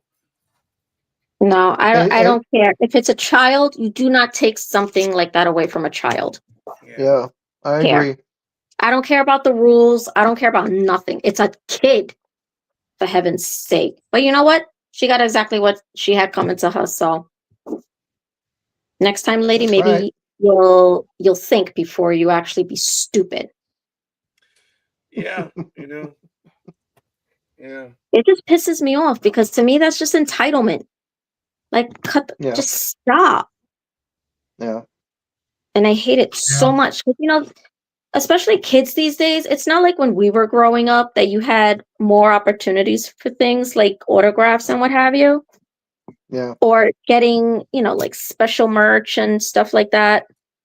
But just what kids are dealing with right now, just it's a damn ball. Go to freaking a sports store and buy one. Who cares who hit the freaking home run? I don't know. Even if Those I that are were gonna to catch a sell it. ball, I would, even if I did catch a ball at a game, I would look around for a kid and be like, hey, do you want this? Here. Automatic. What the hell do I want a ball for? Like, honestly. Kids come first. That's my rule.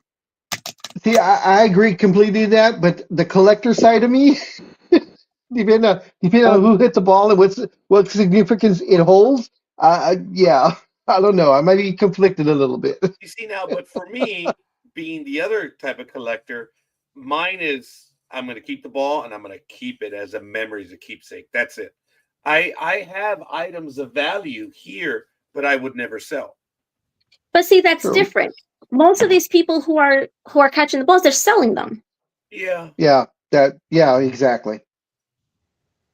You know, I mean, whereas like somebody could have had it as a memory. yeah, exactly. Now, Like that the 50-50 ball that I talked about last year. The guy caught it, and the next day they were already talking about. now, do you know what's funny, Big Dog? Is the minute you mentioned the 50-50 ball, I'm like, for what? What?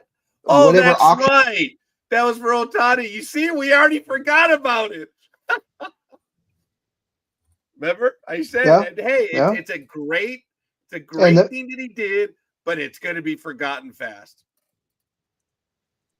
I mean, that Yeah, man like Tanya said, everybody needs to grow up. I mean, because over here, people, when they found out that Bruce Bochy was coming back, they're like, oh no, is he going to come back and coach the team? I'm like, relax. He's a consultant now. You're telling me that he was a bad manager? According to people here, I don't know. I'm asking Speedy. I'm asking Le Tortuga. No, I thought he was a great manager. Oh, well, okay. Well, all right. Well, I appreciate that commentary. Who was your favorite manager, Tanya? Because, boy, have the Mets had a few. You gotta ask? Hold on. Hold on. What's his face? The guy that coached in Japan for a little while. You better get this right because she crossed her arms on you. Otherwise, I don't think it was Johnson. Nope. Who was your manager? I'm waiting for you to say it. I don't know. Uh-oh. How dare you? Yeah, How I think dare you? Bobby Valentine, Yang Man. Oh, I said the guy that coached in Japan. Yes. How dare you not know his name? I'm old, Tanya. I'm forgetting things. No. No. You do not forget, mister. I got thrown out of a game, but I don't care. I'm still going to go back into the dugout. I'm just going to put some ridiculous glasses with a mustache on. It was Bobby Valentine. Folks, I remember that. That. That was hilarious. Okay, guys. So it's funny. I actually did get it right. I just didn't remember his name. He did coach in that guy. He's the one who was a phenom, but he got hurt, right? And then he went into coach because he was going to play baseball, but I think he got hurt early on and became a coach and a manager. Bobby Valentine. He is like the best person to interview. I got a chance to interview I him. bet. Yeah. Really? And oh yeah, no. There was, I forgot what event was happening. And at my job, they're like, Tanya, do you want to interview him? You gotta ask.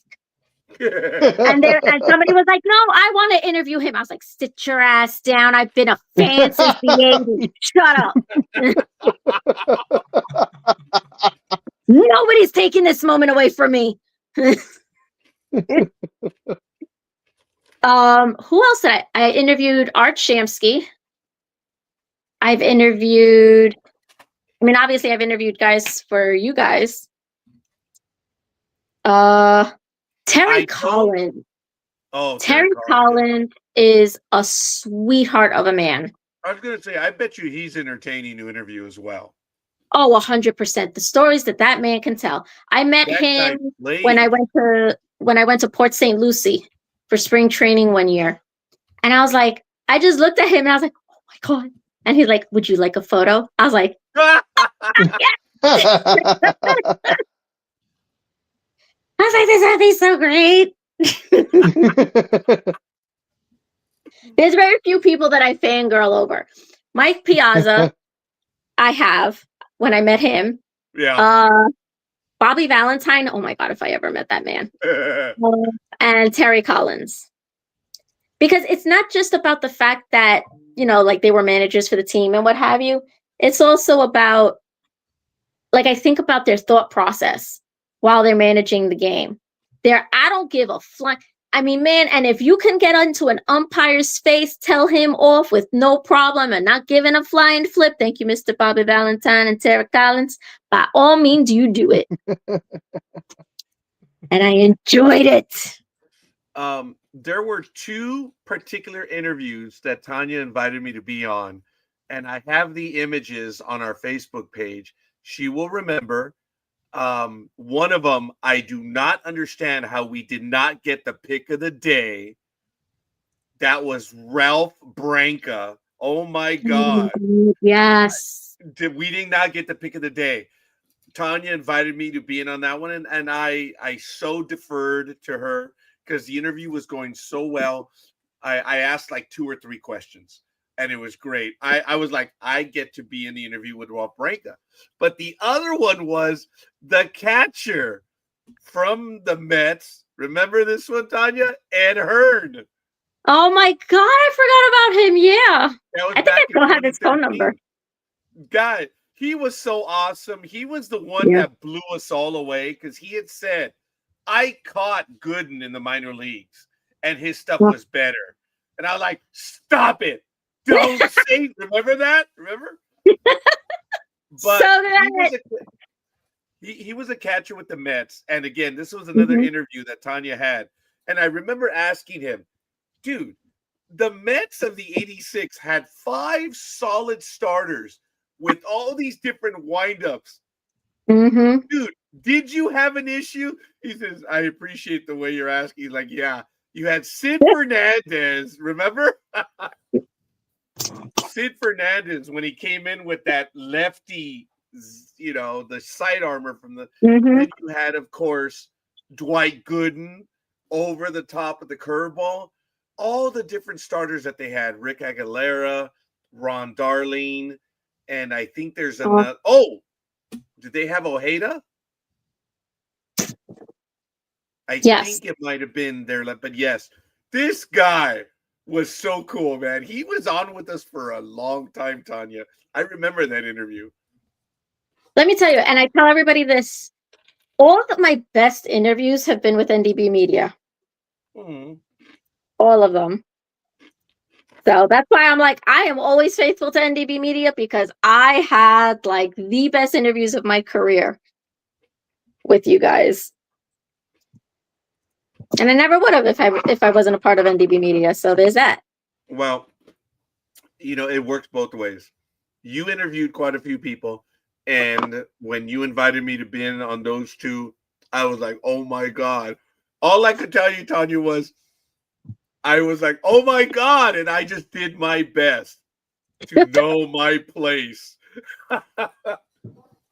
and I limited my questions, but they were so cool. They were good people. Ed Hearn, Ralph Branca. Oh my God. Yeah. Absolutely amazing. And I have those memories for the rest of my life. Like those will forever be like the highlights of my short-lived sports career. Yeah. Those weren't the only ones. Those are the ones that I remember immediately. Yeah. There he is, right there. Ralph Branca, 2013. Yep. They were both in 2013. So Yeah. that was on June 6th. Be right back. And when was Mr. Hearn? Forgive me a moment. I probably put them all up at the same time. Oh, I don't see his image right now. I just saw Ed Hearn. I'm like, oh my God, where is he? There's Branca. Oh, look, there's a big dog. Anyway. Look, there's Tanya right there. Oh, geez. Oh, there he is. Oh, you know what? I think actually, Ed Hearn was on December 12th, 2022. I posted on June 6th. That's why. And then Ralph Branca was, so it was in 2012. Mr. Branca was October 19th, 2011. Wow. And Ed Hearn got the pick of the day. And nice. With Ralph Branca, Tanya was, oh my God, she could, and I was mad too. I was like, how the hell does Ralph Branca not get pick of the day? Yeah. I was like, come on, man. Really? Yeah. But it was really cool. Maybe I can get Dusty Baker on. That'd be great. Make it happen, dude. Yeah, he dealt with umpire because I remember he would always be right here with the umpire. I love it. See, those are like the old school guys. Yep. Yeah. These guys now, they're afraid of fines and they're afraid of suspensions. And I'm like, I don't give a flying crap. You just did what to my guy? Let's go. Round one. Hey, all I can say is that I'm happy that I got Bobby Valentine right. I just forgot his name. So we're still on the same page on that. So that's kind of cool. Are also scared to, like, let's say I'm the pitcher, and I'm aiming for scorekeeper, and I'm like, I'm gonna throw it right at the knee. But they don't want to injure the guy anymore. Because like Tanya said, I don't want to get fined now. I might get suspended. Oh my God. Then I'll be out of a job. Look, Tanya's played the game long enough. Or I'm sorry, she's played the game. Look, Tanya knows, like Big Dog, we know, especially myself, for God's sake, we know when the pitcher really hit the hitter. I mean, come on. Look, you know, it's because the pitcher themselves give it away right away. You know. And I have no problem with pitchers hitting batters. Just when the batter's going to rush them out, hey, dude, it's, so be it. When the other guy gets hit, dude, you have to understand. And I know there were some guys that knew they were going to get hit, because it sucks when you got the big guy going after your guy and then the other guy gets retaliated. It's the smallest guy on the team. That's BS. If you're going to hit someone, you go after the big guy, right, Tanya? 100%. Yes. When they go after the little shortstop, that's bullshit. I like the batters. I like the batters that know they're going to get hit, and they just kind of like turn their back into it. So they're giving the pitcher the spot. Is like, okay, I know we screwed up. I know I'm going to get it. Just, right, put it right there. Look, there was one time I knew I was going to get thrown at. And it was funny. And the guy did throw at me and he missed me. And I'm like, oh, man. Now I know he's going to try again. That's what got me mad. because Oh I my got God. You're like mad and he you threw you pro- the pitch in, and I got out of the way. And I'm he tried to hit me. Oh man, because now it's in your mind that you know he tried and he's gonna try again. Mhm. and the bad part Ugh. is that second one, since you dodged the first one, the second one's going to be even harder than what the first one would have Yes, been. because he missed. That's Good why luck with that.